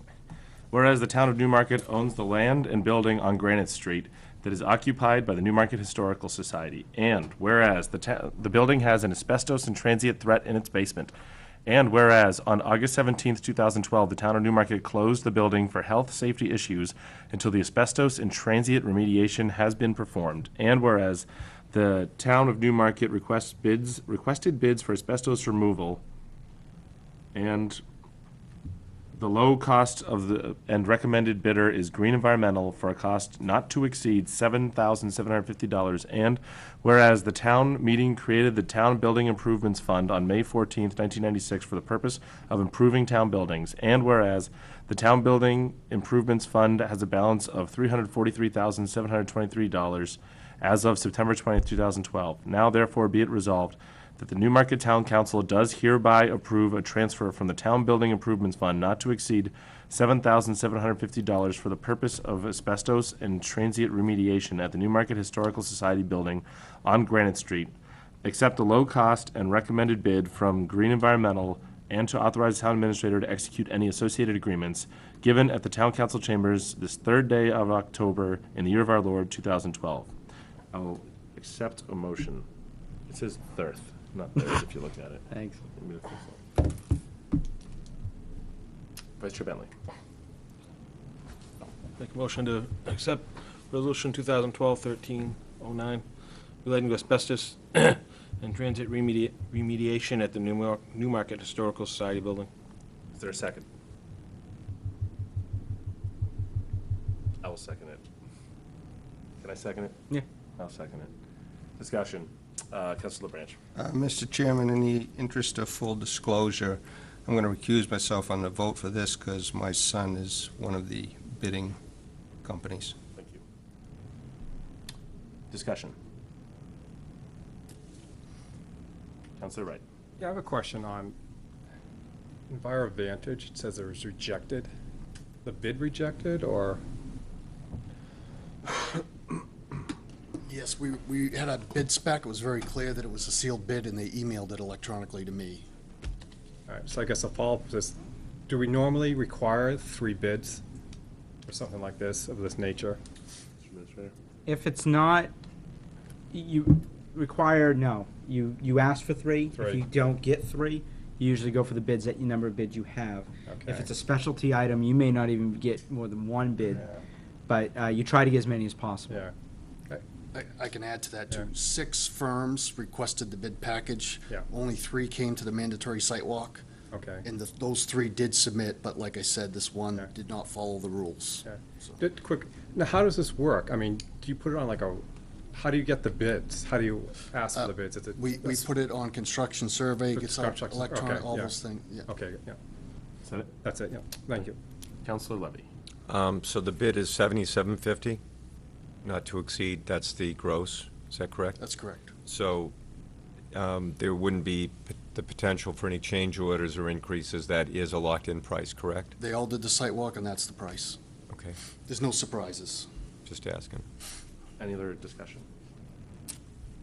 I would say to piggyback on what Councilor Levy just said, I know Sean was in here talking Main Street project a couple months ago, and it was a time and materials contract that allowed it to you know how time and materials contracts go. They if they overrun, the cost comes to us. I would ask that, is this contract can be written as a firm fixed price so that the risk is borne by the bidder, not us? Okay, so it's firm fixed price. We could not spend more than what is in there, because we'd have to come back to council anyways, but Yeah. you're right, it's firm fixed, I would not I'll come just back say, to I said it back then, and I'll say it again now too, that we should not sign time and materials contracts unless it's the absolute necessity, that we should be always looking firm fixed price, so that the risk is not borne by the residents and the taxpayers, but it's borne by the companies that we're contracting with. You know, can that be done on, I mean, let's, Yeah. I mean, you have ledge clauses, I mean, but, it. you know, It depends on, I think, what the project is. project, yeah. I mean, something like this, not to exceed Right. 7,750. That's the, I know, and that's the Yeah. New Village Just- project I know right, had, yeah. Can I- Counselor Levy. It's not exactly about the bid thing, but just so I understand a little bit about the building. So I just want to understand, so they gave us the building for 4 years, and then we're going to do the mitigation, and then we're going to give it back to them, or how's, I just, I was Yeah. thinking, we got the building and then we had to mitigate. I don't want to take a lot of time with it, but So, do you want to answer that? I'll try, I mean, it's up to you. So my understanding is that we, for whatever reason, I don't know the exact reason as to why we purchased it from them, but we purchased it, I think, for $1. I think it was basically changing hands. The issue is, right now, we have a building on our hands that has a life safety issue with the asbestos, and it's our obligation to deal with it. I understand where you're coming from. I mean, are we giving it back to them? No. Okay, As of now, we own the building, we need to insure the building. What it was, my understanding was that insurance was becoming an issue. Some point in time, they asked the town to take ownership of the building and to have it on our insurance rolls. And my understanding is the ownership, the deed, states it needs to be and again, I'm not sure how this happens, but every so often it needs to be approved. And it's been done by previous administrators, What has to be reapproved? the deed. Okay. So it's almost like it's somewhere between a deed and a lease. My feeling would be the next time it comes up, it's either a pure deed or we don't own the building. Because So- it seemed like Yeah. we got the building, we do the mediation, and then. But it's a fixed term for the deed, which is kind of odd. But it's something we're gonna have to review when it comes up again the next time. Yeah. Mr. Bentley. But that's all I was gonna say. At the meeting 3 weeks ago, we said that. The gentleman that was here, we said it's been kind of a volleyball back and forth. And the next time it came up, we wanted some more clear, concise, this is who it is, this is who's gonna insure it, this is gonna do what. So I think we need to make sure that happens. Any other discussion? Seeing none, Mr. Administrator, the vote. Counsel Wright. Aye. Counsel Levy. Aye. Counsel Carmichael. Aye. Counsel Bentley. Aye. Counsel Nazaro. Aye, motion passes 5-0. Item 6E, Resolution 2012-13-16, granting the interim finance director authority to undertake small claims action against L&M Variety for a recovery of unpaid municipal trash bag fees. Whereas J. Mataji Convenience Store Incorporated, doing business as L&M Variety, of 51 Elm Street, Newmarket, New Hampshire, is a corporation credited under the laws of New Hampshire. And whereas the town of Newmarket sells and delivers municipal trash bags to retail stores and convenience stores throughout the Newmarket region, and whereas the town of Newmarket delivered municipal trash bags to L&M Variety on various dates of unpaid invoices beginning September 8th, 2009 through February 1st, 2010. And whereas the town of Newmarket invoiced L&M Variety for the municipal trash bags, and whereas L&M Variety has not paid its invoices totaling $6,512 that were due on various dates beginning October 30th, 2009 through February 29th, 2010. And whereas the town desires to collect these overdue invoices, and whereas the New Hampshire Small Claims Court requires a resolution from the town council supporting a small claims action for recovery of said costs. Now therefore be it resolved, the town council hereby authorizes the interim finance director to bring a small claims action and any associated costs that may be added thereto against L&M Variety for its unpaid invoices totaling $6,512, given at the Town Council Chambers, Newmarket, New Hampshire, this 3rd day of October in the year of our Lord, 2012. Councilor LaBranche. Make a motion to adopt Resolution 2012-2013-16 as read. Motion, is there a second? Second, discussion. Counselor Wright first. I got a question for Matt. How did this happen? And how do we prevent it from happening again? Okay. I really can't speak to the things that happened before me. Yeah. But in essence, the collection efforts were basic, sending the monthly statements out like we normally do.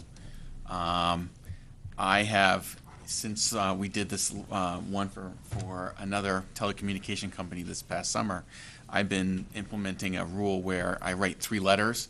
If they don't respond in 3 letters, we're going to take them to small claims court. Okay? We've had seen an increase in collections since then. It's just unfortunate that they have not responded with a payment since getting 3 letters. Yeah, thank you. Vice Chair Bentley. That was part of my question, you just answered. Secondly, can we only go after, Matt, I'm remembering back with the unpaid traffic duty, can we only go after what's owed, or can we go after something for your time or someone's time? Someone's gonna have to go to court, and that's, We can add my time to the small claims costs, okay? And I'm not gonna bill the town until they pay. I'd like to see that done, because again, there's, needs to be punitive at some point here. It's not the first Yes. time we've seen this name here. Thank you. Counselor Levy. Sort of grouping the 2 questions together. Why did the town continue to store the bags if they weren't paying their bills? That was my first question. Okay. And do you know why? Yeah, but Oh, go ahead and you tell want to me. do your second No, question? Well, my Okay. second question was, could someone other than you perhaps go, and to collect? And you've sort of answered that question. So what the town may want to consider doing is, if we're going to have an accounts receivable with people that are going to get products from the town, we might want to have a basic letter of agreement signed by those entities that says that in the event that the town has to bring an action against, for non-payment, that they will be responsible for any legal or cost to the town. That way, it wouldn't be, if it was a bigger number, for example, which this is fairly big, but, if it was a big number, and the town didn't have that, we couldn't go after legal fees, and we could end up spending tens of thousands. So if we had that document signed, we'd have something that, I don't know how many people we give credit to, but just as a thought, it would cover us, and then we wouldn't have to worry about it. Okay, we'll look into that. To answer your first question, the practice now is if the, basically what happens is DPW delivers the trash bags to these convenience stores, okay? We, or the finance office, then in turn bills those convenience stores. We review the AR monthly, and if they're not paying, we'll notify the DPW garage that they're not paying. And they will stop delivering trash bags at that moment. Now, the reason why it probably went on so long is that communication wasn't there. I can't speak for that, but that's what makes sense. Okay? So at some point, they just shut them off, and then the collection was slow. 3 years. Yeah, almost 3 years. Counselor, Yeah, I'm done. Counselor Carmichael.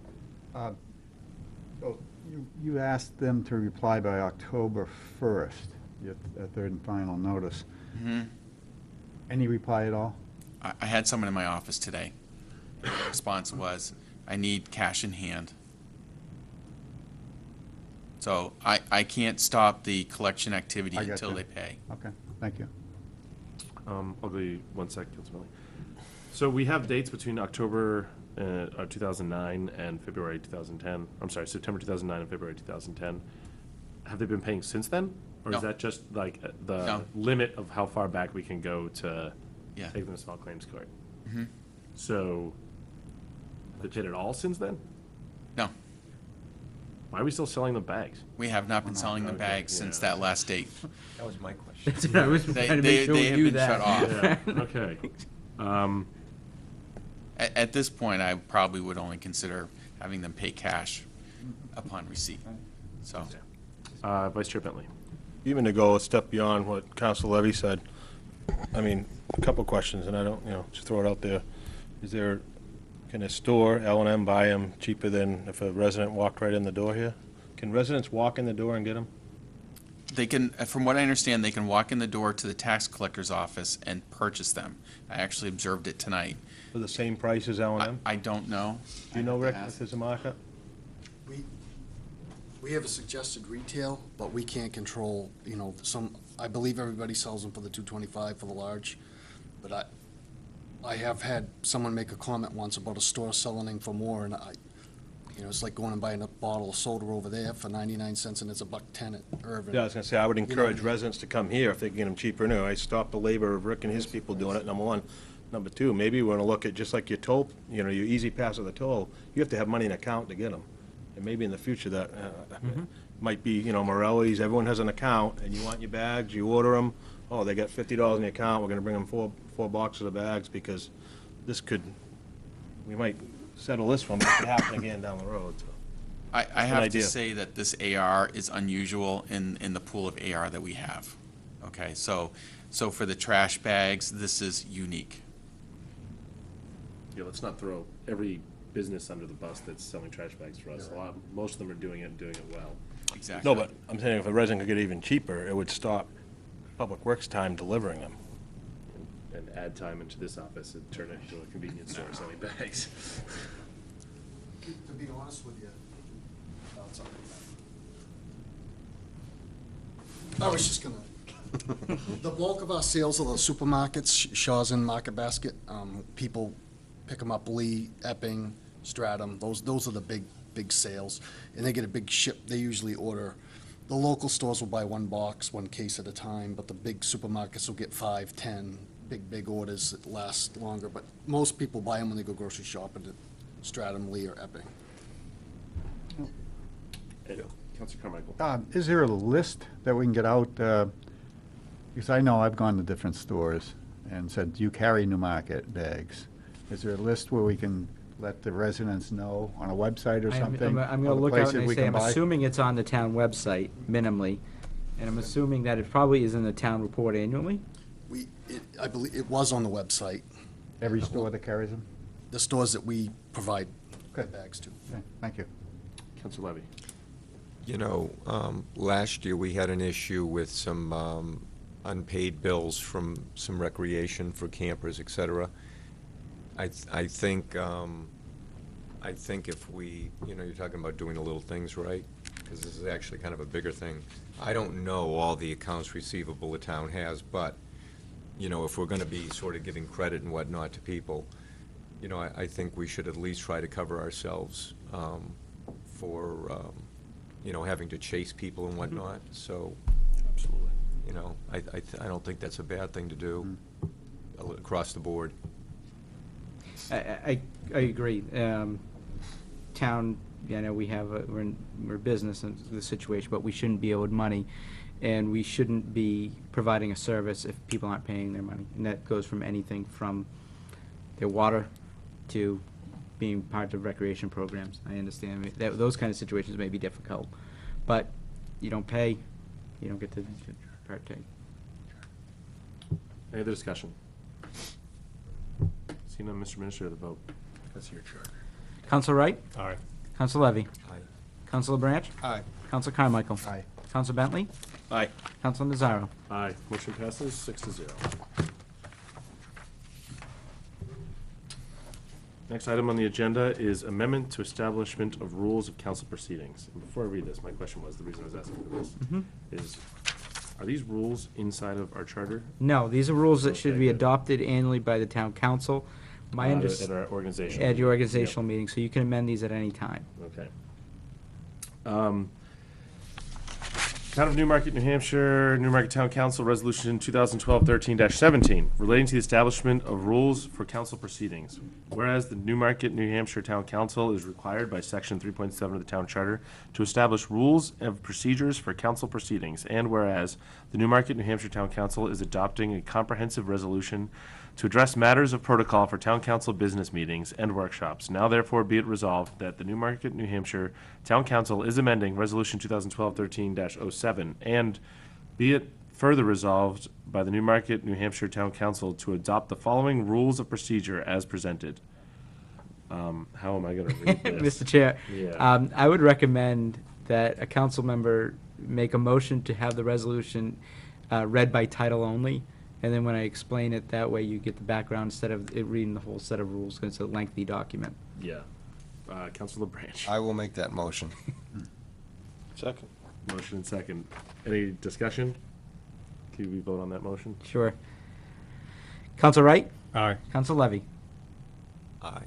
Councilor Branch? I'm sorry. We're voting on the motion to Suspend the just rules. read Okay, it, okay, not aye. read the whole thing. Aye. Aye, motion passes 6-0. Thank you. He said just read what, though? Just I mean, read should- The title by title By only. title only. A Yeah. little more clarification. So, if you're at home, I encourage you to go to the second business meeting packet, page 67 is where it is, or 66, excuse me. Mr. Administrator, do you want to explain? Sure. As we've noticed at some of the meetings, that the council rules really need to be tightened up. I've noticed this since my time here, that we're a town council administrative forum. And a lot of the things that we seem to be doing still harkens back to the select board days of town government, where people come in, want something voted on that night. And the council will spend a lot of time discussing it on one agenda and expecting a vote that evening. Most council forms of government follow a different procedure. Well, first, it's the types of meetings they have. There's usually two types. There's business meetings and workshop meetings. At a business meeting, it's where you conduct business. You have comments by visitors, you have public hearings, you have readings of resolutions and ordinances, and then you would have voting on resolutions and ordinances. The second part would be, type of meeting would be the workshop. That's where you'd have the more in-depth presentations and discussions. You would have department heads come in to explain a program, and that could go, ask more give and take, but at workshop, no votes are taken. You would take, you could take like a poll of the council to see where they may be, or consensus of the council, but you wouldn't have a formal vote until you had a formal business meeting. So what you would do is have multiple readings for ordinances and resolutions, and everything should be introduced as either an ordinance or resolution. So at the first meeting, you would have what they would call the first reading. An ordinance would be read in its entirety, or, as you just did, suspended to be read by title only if it's significant in length. After the first reading, it would be referred to at the next business meeting for a public hearing, and then a second reading and a vote. So it does a couple things. One, it announces to the public what the ordinance is and what's in there. Two, it gives time for the public to do research on the ordinance and come into the office and look at it and be ready for the public hearing. It gives time for the council to do its own research. It also gives time for the council that if they want to have, if this is a significant topic that they feel they want to have as a workshop, in between those meetings is a workshop. You could ask for that topic to be placed on the workshop agenda to have a more in-depth discussion. So you're not having the long discussions at these meetings, you're having them at the workshops, where these meetings is mainly for debate on the final motions and the final votes. So you're really just getting the business done, and you're just trying to get flow through that. In the memo I gave you, I gave a flow chart that showed how you go through this process. It also gives a chance that you can tell people where we are in the process of approving an ordinance or a resolution. We saw that at the last meeting with the one-way street issue.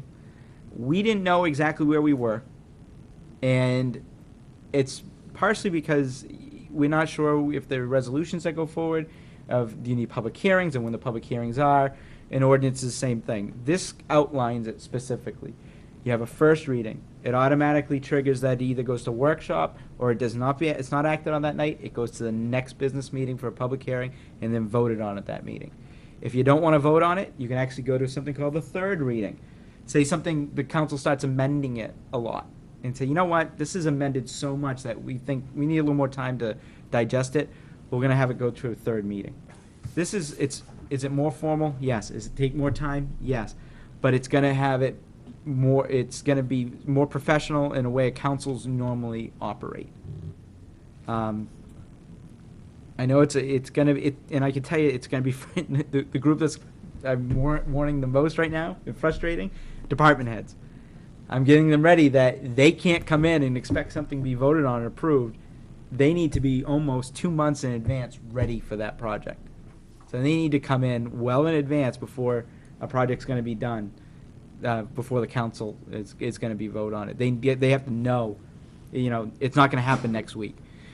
Are there gonna be emergencies? Absolutely. There are gonna be times when council has to suspend their rules to act on things. But that's what we'll be asking, is a suspension of rules. It's not, everything's gonna be treated the same way. So, that's where I am. Vice Chair Bentley. Couple of questions. I guess, like, one thing that stands out at me is workshops.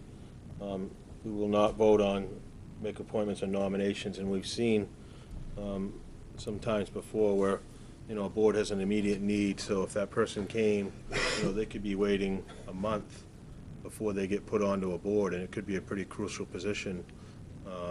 And is that one of the ones we'll make, a special exception for? And we also had some, just this year alone, Pau, the bakery, the Brazilian bakery downstairs, downtown, and the hot dog stand, I thought we went through an inordinate amount of time making them do a dance. We actually have a letter that's been given to some of, I think, all of us, from some folks about, I just think I think there might be more exceptions than we think, and I just want to make sure if we have a rule, we understand. I myself will be saying those are special exceptions to make a business that wants to do business here wait 4 weeks, maybe 6 weeks if there's another hearing on it. I would have a hard time with that. Do you want to respond? Yeah. I'm not sure exactly what the POW in the hot dog cases were. I think that's something else. I mean, if it's, we also have to review at some point in time what items actually come before the council and what can be handled at the administrative or department head level. But yes, there are going to be, as you said, yes, there will be certain appointments that may need to require suspension of rules. Or your rules also have that the town administrator or 4 members of the council can request a special meeting. So if I needed the council to vote on something, odds are I'd write a letter to the chair and ask him to schedule a special meeting at the same night as a workshop. So you may have a 10-minute special meeting to adopt something, but you'd still have 2 separate, you'd make sure it's at a meeting to suspend the rules to act on it that evening. So you to still delineate the difference between the 2. Can I follow? Because my second question was on page 67, that is struck right out. The chairman may call special meetings. It's somewhere else in there. It's added again in there. Not right after. Right. Okay. All right then. It's on page 67, actually. All right, that's just. Counselor Levy. I was asking about what you just asked about, the special meetings, why you're suggesting they change the language. You've sort of answered that about the, a quorum, because it sort of got to the same thing in a way with 4 people. And I guess if there was really an emergency and the town administrator or the chair wanted to call a meeting, are you saying to completely eliminate that option on page 68? It says a quorum of the council for the, you crossed out the part, Steve, about, hold on. You crossed out the part about the chairman may call special meetings. Special meetings may also be called at the written request of the TA. And so are you saying that it would only, we could only in general have a special meeting with a quorum of the council? No, there is still a provision in there, and I apologize, I have different page numbers than you do. End of page 66, beginning page 67 has a section on special meetings added in. Okay. In general, I think what you're proposing is good. I think there's been a lot of times that we've had stuff dropped on us, and it's been very hard to make a decision, and I think it's because we've been trying to catch up with a lot of things, and, things have, I don't think there's been any malice isn't the right word, but ill intent. It's just because of the way it's, things have come at us. But I think as things start to settle down and things become more logical, like the computer, request tonight, that's something that, if there was more of a plan in place, it would have been, because in all honesty, the public didn't really have a chance to say boo about it. Not that they would have, but they didn't. So, I think in general, this is fine, and I think if we have the option to suspend it, if there's a pressing issue, we can act. Okay. So that's just my 2 cents. Any other discussion? I do want to say that I agree that I think this is a great move. I think it makes it more professional, more systematic, and I think it actually helps organizations like the ones that Vice Chair Bentley spoke of, because they know what the rules are. And it's really hard to play a game when the rules either keep changing or you don't know what they are. And I think this is really clear as to what's going to happen each meeting, and we have to hold ourselves to that as a chair, as counselors, and as a town administrator. And, sorry, Councilor Levy, I know your buttons. No, it's okay. But I think this is a move in the right direction. So, yes. I can tell you that staff already is liking, when they ask to get on the agenda, people will ask them and they'll say, well, they know this past the deadline. They like sending them to ask the town administrator because they know I'll say no at this point. So they're sort of like, hey, you can go ask them, but they know the answer. I totally agree, though, that, and you have it in here, so I appreciate that, there are going to be times where we need to be more nimble than Yeah, absolutely. the standard times. So you're going to have meetings or discussions that may not be Right. standard. So I appreciate that in here as well. Councilor Levy, you had another comment? Yeah, just on page 16, item, I think, under workshop, just for my own education, I made a note, council workshops, it was, you crossed out public hearing and you wrote in public forum. Could you just clarify what the difference is in there? Public hearings are actually a statutory item when you're taking input on ordinances, resolutions, or items such as that. Where a public forum would be a situation where the comments at the beginning, which are not germane to anything on the agenda. So you're still having the public forum at workshop sessions, so people can come in and talk to the council, but it's just not input, it's not the required input on ordinances, resolutions. Okay, so at a workshop where we normally don't have public input, Mhm. correct?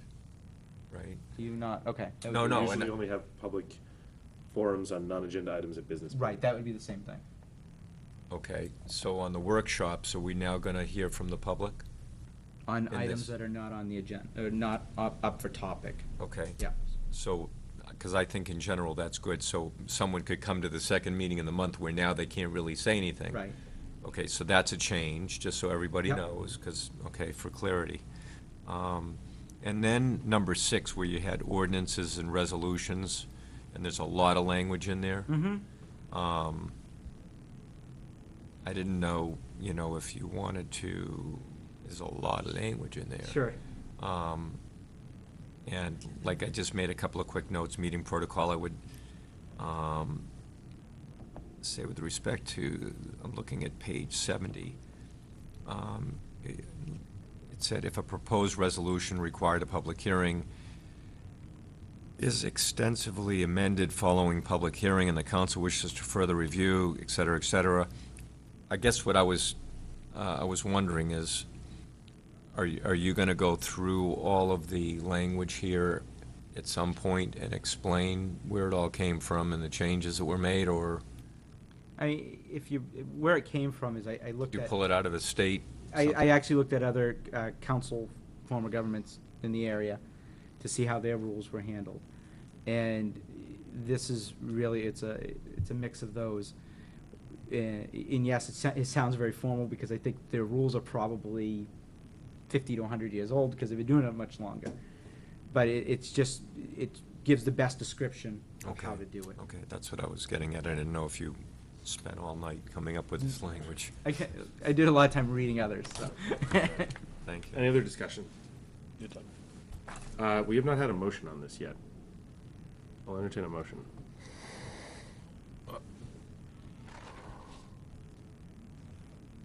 Or I will not entertain a motion. Well, I'll entertain one, but we don't have to have one. Councilor Branch. I'll make a motion to, we do not need a public hearing on this, correct? That's correct. Okay. I'll make a motion to adopt rules of, right. Make a motion to adopt Resolution 2012-2013-17, amendment to establishment of rules for council proceedings. Second. Motion and a second. Any more discussion? Seeing none, Mr. Administrator, the vote. Counselor Wright? Aye. Counselor Levy? Aye. Counselor Branch? Aye. Counselor Carmichael? Aye. Counselor Bentley? Aye. Counselor Nazaro? Aye, motion passes 6-0. Next item on the agenda, resolution. Surprise, another resolution.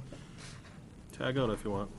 I will, there's so much time in between them though. By the Newmarket Town Council, Resolution 2012-13-18, a resolution sale of antique fire truck. Whereas the town of Newmarket purchased a 1930s Chevrolet fire truck with the intent of restoring it, and whereas the fire truck has been dismantled and is kept in different locations throughout the town. And whereas the town does not have the financial capability of completely restoring the fire truck, and whereas the town owns a complete 1930 Ford Model AA fire truck, now therefore be it resolved that the Newmarket Town Council does hereby approve disposition of the 1930s Chevrolet fire truck in the following order. 1, gift to the Newmarket Historical Society. 2, sell to a Newmarket resident for $1. Or 3, sell in the open market. Given at the Town Council Chambers in Newmarket, New Hampshire, this 3rd day of October, the year of our Lord, 2012. I will entertain a motion. Councilor Branch. Make a motion to adopt Resolution 2012-2013-18 as read. Is there a second? Second. Discussion. Vice Chair Bentley. I think it's the first time I've seen one where it gives an either or, option 1, 2, or 3. So if we pass this, how do we know which option's happening, and what if 4 of us that passed it wanted option 3 to happen and someone takes option 1 or 2?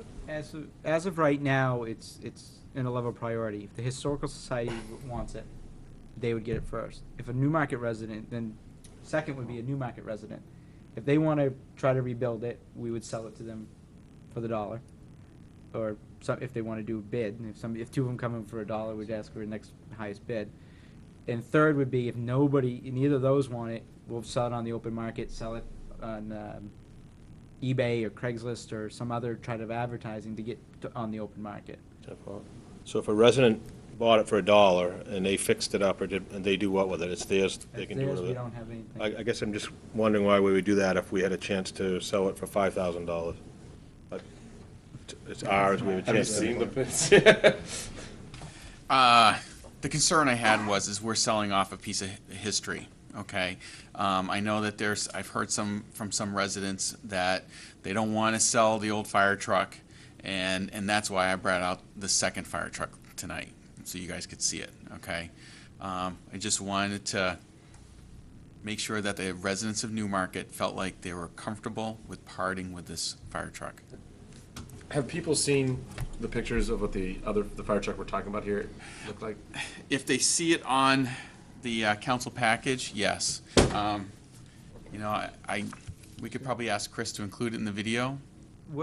Just for description purposes, there's 2 different. It's not the vehicle you're seeing that you would see in a parade or in front of town. That's currently in front of the town hall. It is literally a frame and tires on it. There's no other pieces really.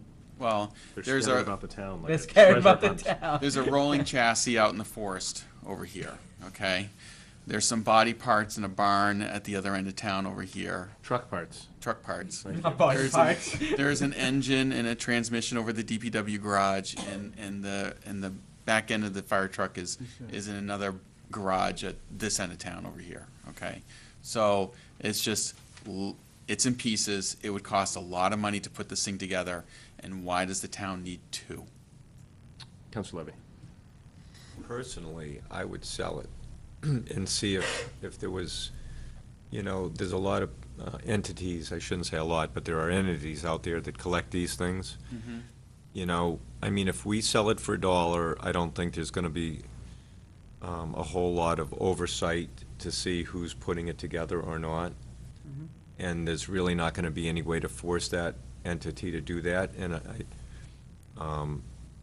God knows there's enough shows today that have people buying these antique products. And, I don't know if it would be a bad thing to just put it online or see if we could get something for it, because if we did sell it, I guess the point is if we sold it for $1, and I don't think too many people are gonna be following through to make sure that the chassis was put together and whatever happened to it, and it might have some value to some, I mean, stranger things have happened.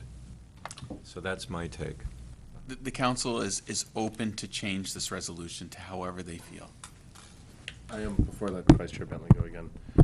To me, I would rather see, one, I think it's good to offer it to the Historical Society first. Two, I think the Hand Tub group and like there's that like worked with like old firefighting equipment, if I'm correct, Chief, over there. Like I would, if they're the Newmarket residents that would probably buy it for $1 to restore it because it's an old piece of Newmarket equipment, to me, I think that's the right move. I realize it wouldn't pull in as much money, but it's Newmarket history staying inside of Newmarket, and we really have two organizations that would care about something of this nature inside Newmarket. And then if neither of them really want it, then open market. That's so to me, the order actually is appropriate, but that's just my opinion. Vice Chair Bentley.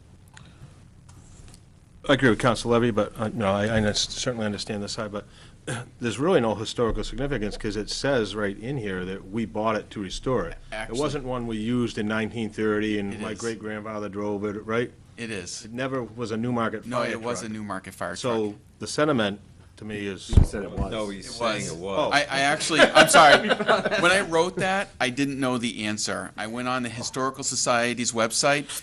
Yeah, I'm sorry. There's a picture of the old fire station, and it's on the left, where the one that I pulled out into the parking lot today is in the middle. So it was used here in this Both- town. Yeah. Okay. Okay. Well, Do you know if it was, I'm sorry, go ahead, Chief. Or does any other councilor have a question? I can just add to that with what Herb Philbrook told me. The town purchased it not brand new, that was some other type of form of vehicle, and they kind of turned it into a fire truck.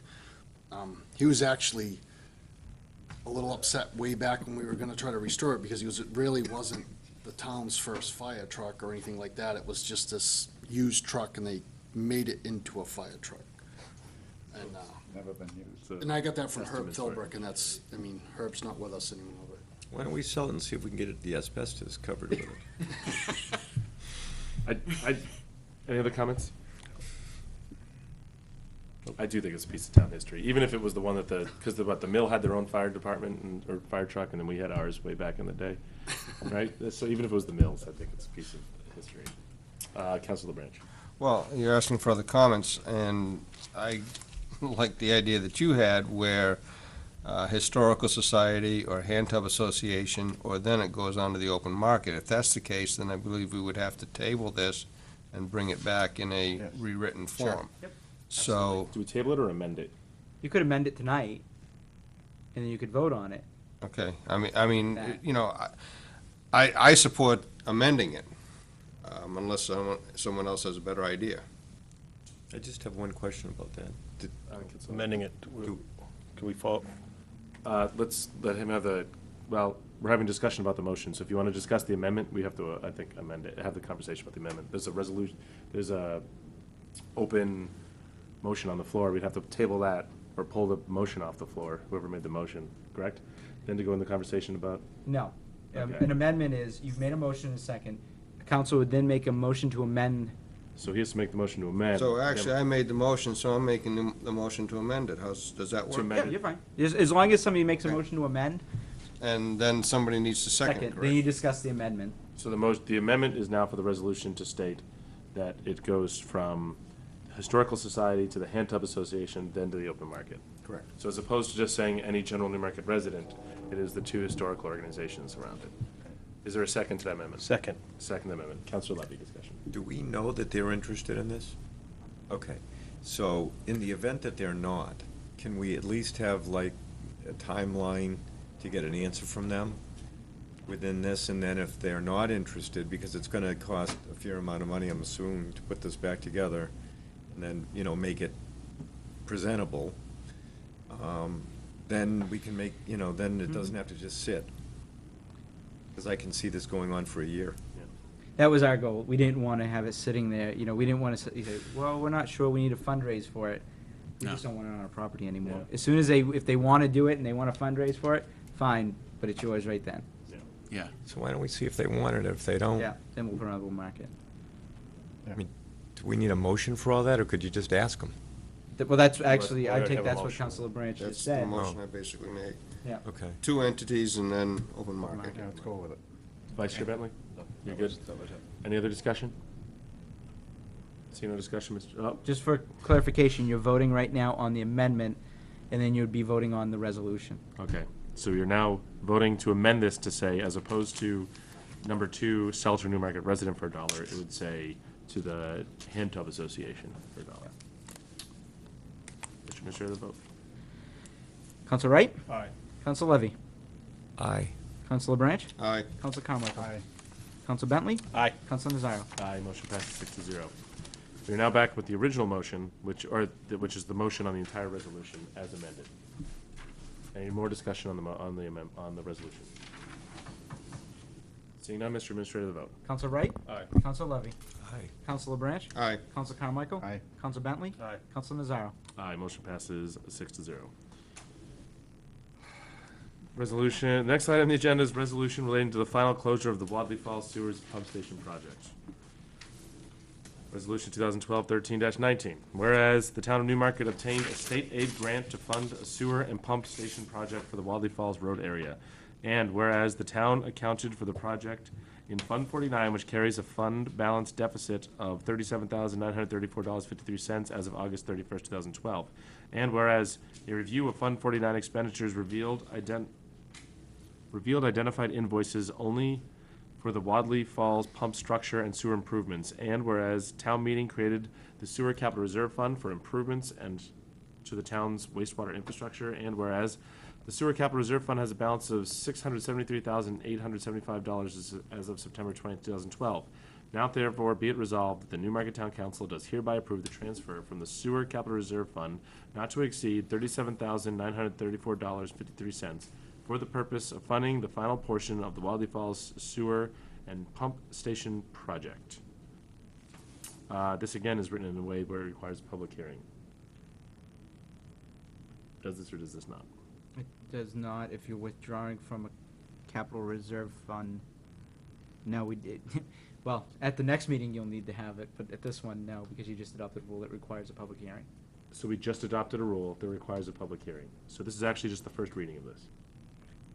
Technically, yes, you're right. So since we adopted that rule, and this is a first reading, as of the rules we just adopted, there's Yep. no debate on this. Nope. This is just a reading, and we'll have the conversation after the public hearing next Yep. time. Sorted. The lights that are on, Yeah. talk to you on the 17th. Then Which is- put it back on the same material on the next Yes. one? Yeah. Okay. That's actually a good point, that there have 'Cause been times sometimes where, it- like, we don't get the backup material, we got it once, and we never get it again. We need to Yep. just keep it in the packets until the issue is resolved.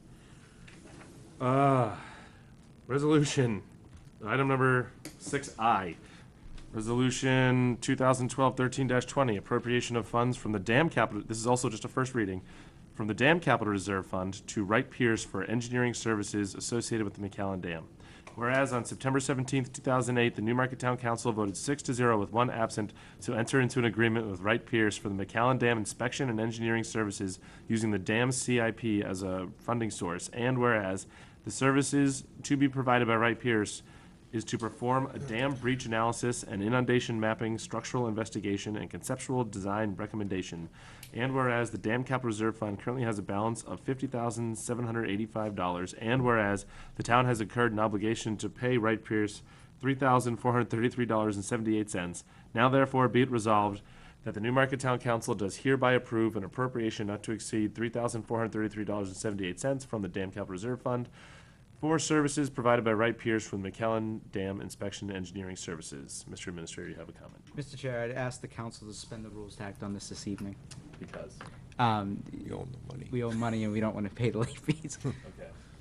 I will entertain a motion to suspend the rules. Councilor Branch. Motion to suspend rules. Second. Motion second. Is there discussion? Mr. Administrator, the vote. Council Wright? Aye. Council Levy? Aye. Council Branch? Aye. Council Carmichael? Aye. Council Bentley? Aye. Council Nazaro? Aye, motion passes 6-0. Councilor Branch. Motion to adopt Resolution 2012-2013-20 as read. Second. Discussion. Seeing no discussion, Mr. Administrator, the vote. Counsel Wright? Aye. Counsel Levy? Aye.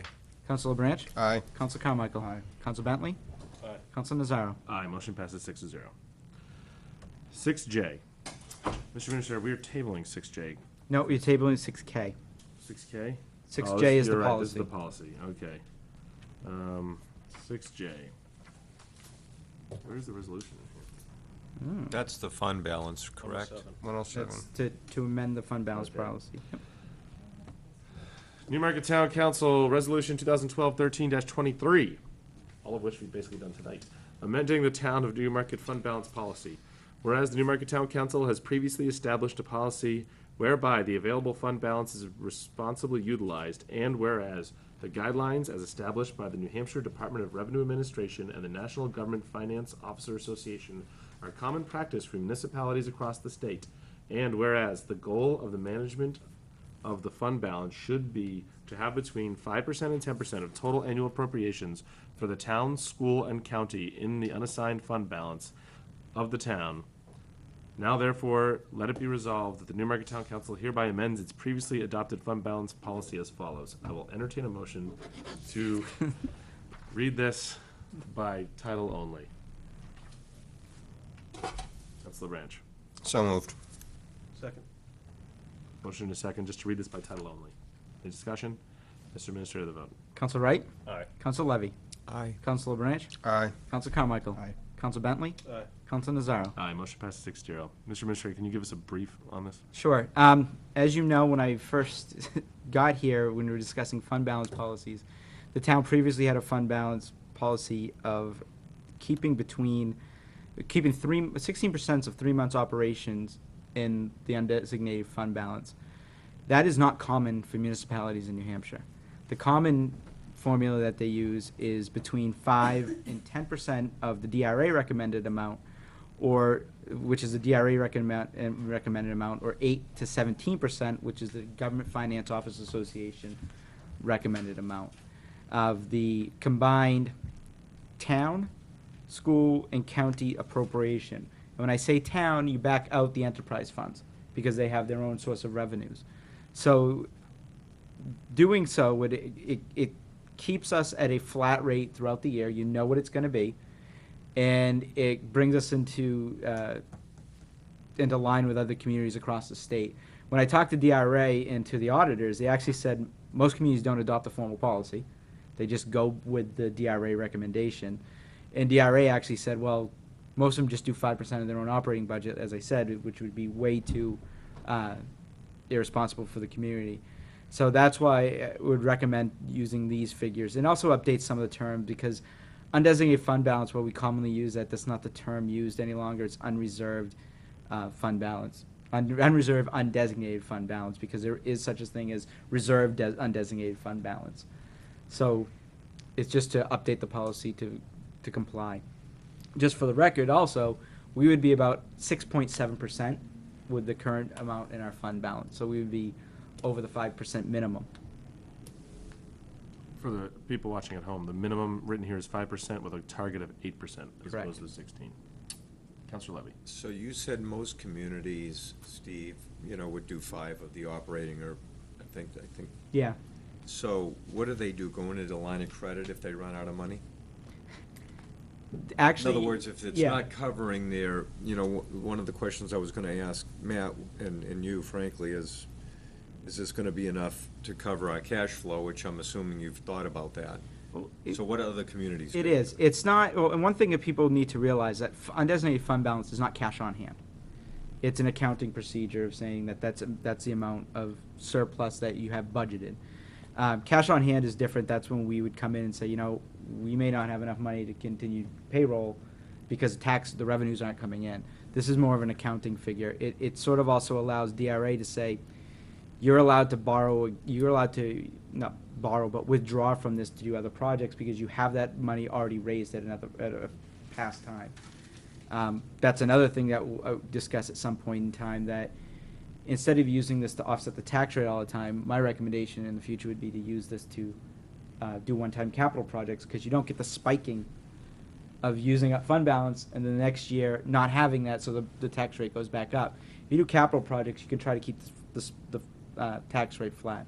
That's a future discussion, but we'll do that then. This is more, again, it just makes sure our line of,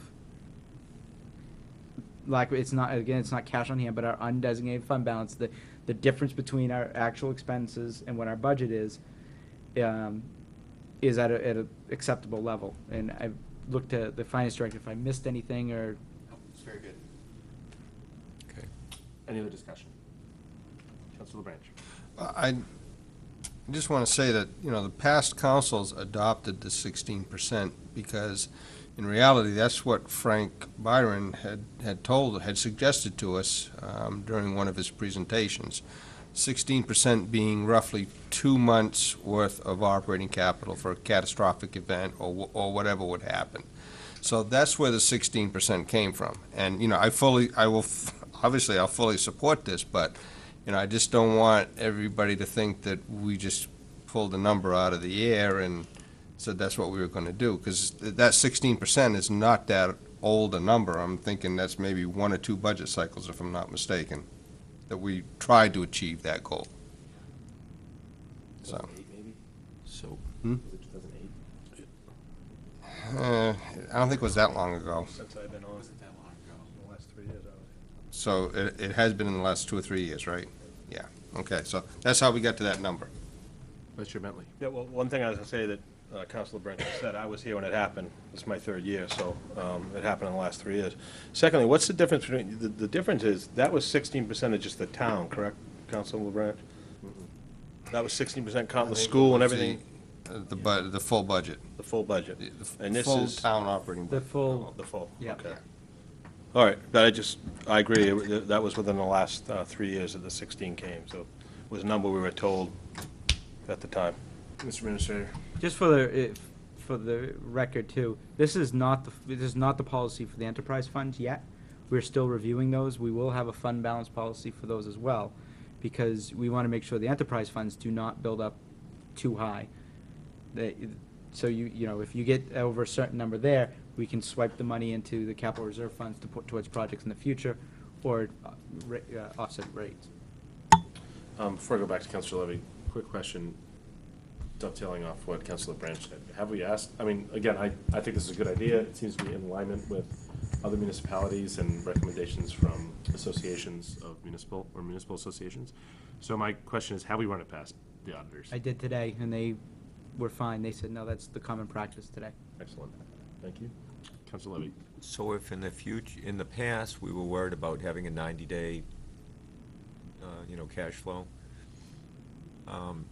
for whatever reason, if we do get tight, so my question is, we must have a line of credit, I'm assuming.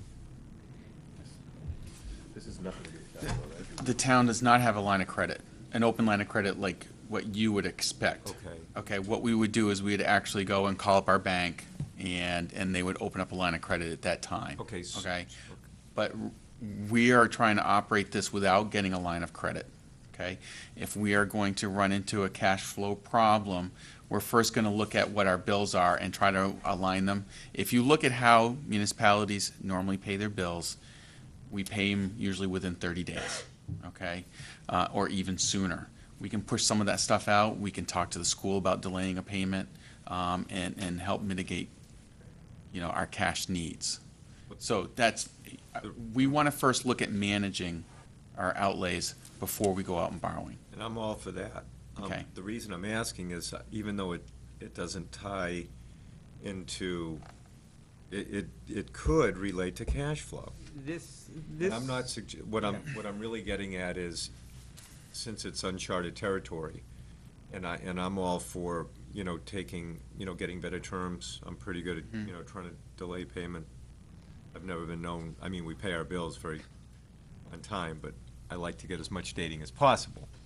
But it could potentially do that, so the only reason I'm bringing it up is, it might be nice, if it looks like we're getting a little tight. I guess my point is this. And I don't think that's when you want to have to run to a bank and, see what the line of credit is and what they're going to charge us.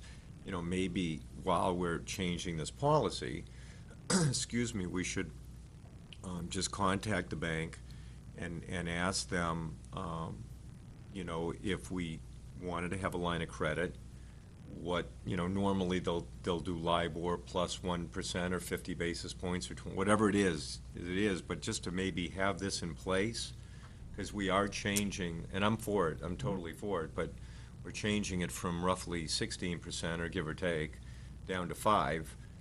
And, you know, I just don't want to have any surprise, because you don't want to be calling up a Yeah. vendor and saying, geez, can we have another Okay. 30 days? Because- I'll do that. Yeah. Okay. I don't think it's a bad thing. I'll do it. But to make you feel more comfortable, there are two things that I feel about the town's finances. First is the taxpayers pay relatively quickly, okay? If they weren't paying relatively quickly, we wouldn't be asking for a 5%. It would actually be much higher, okay? Secondly, and I kind of forgot that for a moment, we've been operating close to 5% anyways for the past year. So it will be almost operating as we are currently operating. Oh, well, that's the first time I heard that. Is that it, Councilor? Yeah. So I just want to make sure, I don't want to belabor this, but because I'm going to support this, but we're not talking about cash on hand. We're talking No, about unassigned fund balance. Yes. So this isn't necessarily a cash flow. This is just Okay. whatever we have in our fund balance that we have, not in our bank account, but fund balance that we have not assigned to any sort of project or anything. all right. Let me speak about it in a budgetary sense, okay? These are revenues above your budget and expenditures that were not spent. Those increase your fund balance, okay? So these are monies that we've generated in years past, and we should be returning them back to the taxpayers. You know, and what we're trying to do is balance that level so that we're not having to go out and borrow. Okay, that makes sense. So right now, there's no motion on this on the floor. Is there? Secretary, recording secretary? That's what I thought. So we are going to go for a credit, or get a credit line? Yes. What we call them is not a line of credit, we call them actually tax anticipatory note, anticipation notes. and that's The what only we do. reason, just to, because this is kind of important, you know, we're Yeah. changing it. To your point, and I don't know enough about all the nuances about the way we pay our bills, but right now, my sense is, if it's unreserved or whatever, we can't touch it technically. That's true. So if we had a bill come up and we had the money, technically, we couldn't use it because we've got to, I mean, if we were really abiding by the way we've set it up, even though I guess we've been at 5% for the last year or so, but it can overlap into our available, because technically, he'd say, not Matt, but the person who's paying the bills would say, I can't use this money, it's restricted, or it's reserved, or, so I do think, and believe me, I hate interest, I have never used my credit line, I'm not advocating that the town start using a credit line, but I do think it's important, if we're gonna do this as part of it, that we have a backup, so if we ever run into a situation where we do have a problem, we're not running at that moment, trying to, because we're not gonna get a competitive rate potentially at that point, and I hope I'm making my point. And this policy is actually the thing that will help us get a better credit rating with, or an interest rate with any bank for a tax anticipation note, because they would ask us how much fund balance you have and what's your policy and what you need to have in there. So this would, again, this would be something that they could just look at and say, oh, you're at 5%, you're at 8%, that's great, you're fine, okay. Excellent. Okay. So Councilor Branch. Oh, what motion do you want to, what's? Councilor Branch has a letter, I think he's making the motion. You're looking for a motion, we're still on 6J, correct? We're on 6J still. Okay, Yes. so I'll make a motion to adopt Resolution 2012-2013-23 as written. Is there a second? Second. Any more discussion? Seeing none, Mr. Administrator, the vote. Counsel Wright? Aye. Counsel Levy? Aye. Counsel Branch? Aye. Counsel Carmichael? Aye. Counsel Bentley? Counsel Nazaro? Aye, motion passes 6-0. Now, 6K, which is use of fund balance to reduce the tax rate. We are tabling, Mr. Administrator? That's correct. In an attempt to potentially see that number rise? That's correct. You want to speak to that? Yeah, I'm asking the council to table this one because there was a question I received from a member of the council regarding the downtown TIF and the Main Street capital project. And there may be a way that it's going to increase the fund balance. And this is, I'm building up the history and trying to pull everything together. But from my understanding and that of the auditors, that it was the council's original intent to partially fund the Main Street project through the Water Capital Reserve Fund. As we understand, when the council was voting to transfer the funds, one of the transfers was not made from the Water Capital Reserve Fund because it was the council's belief that doing that would deplete the fund to a very small level. And the council then just voted to use the downtown TIF fund to finish the project.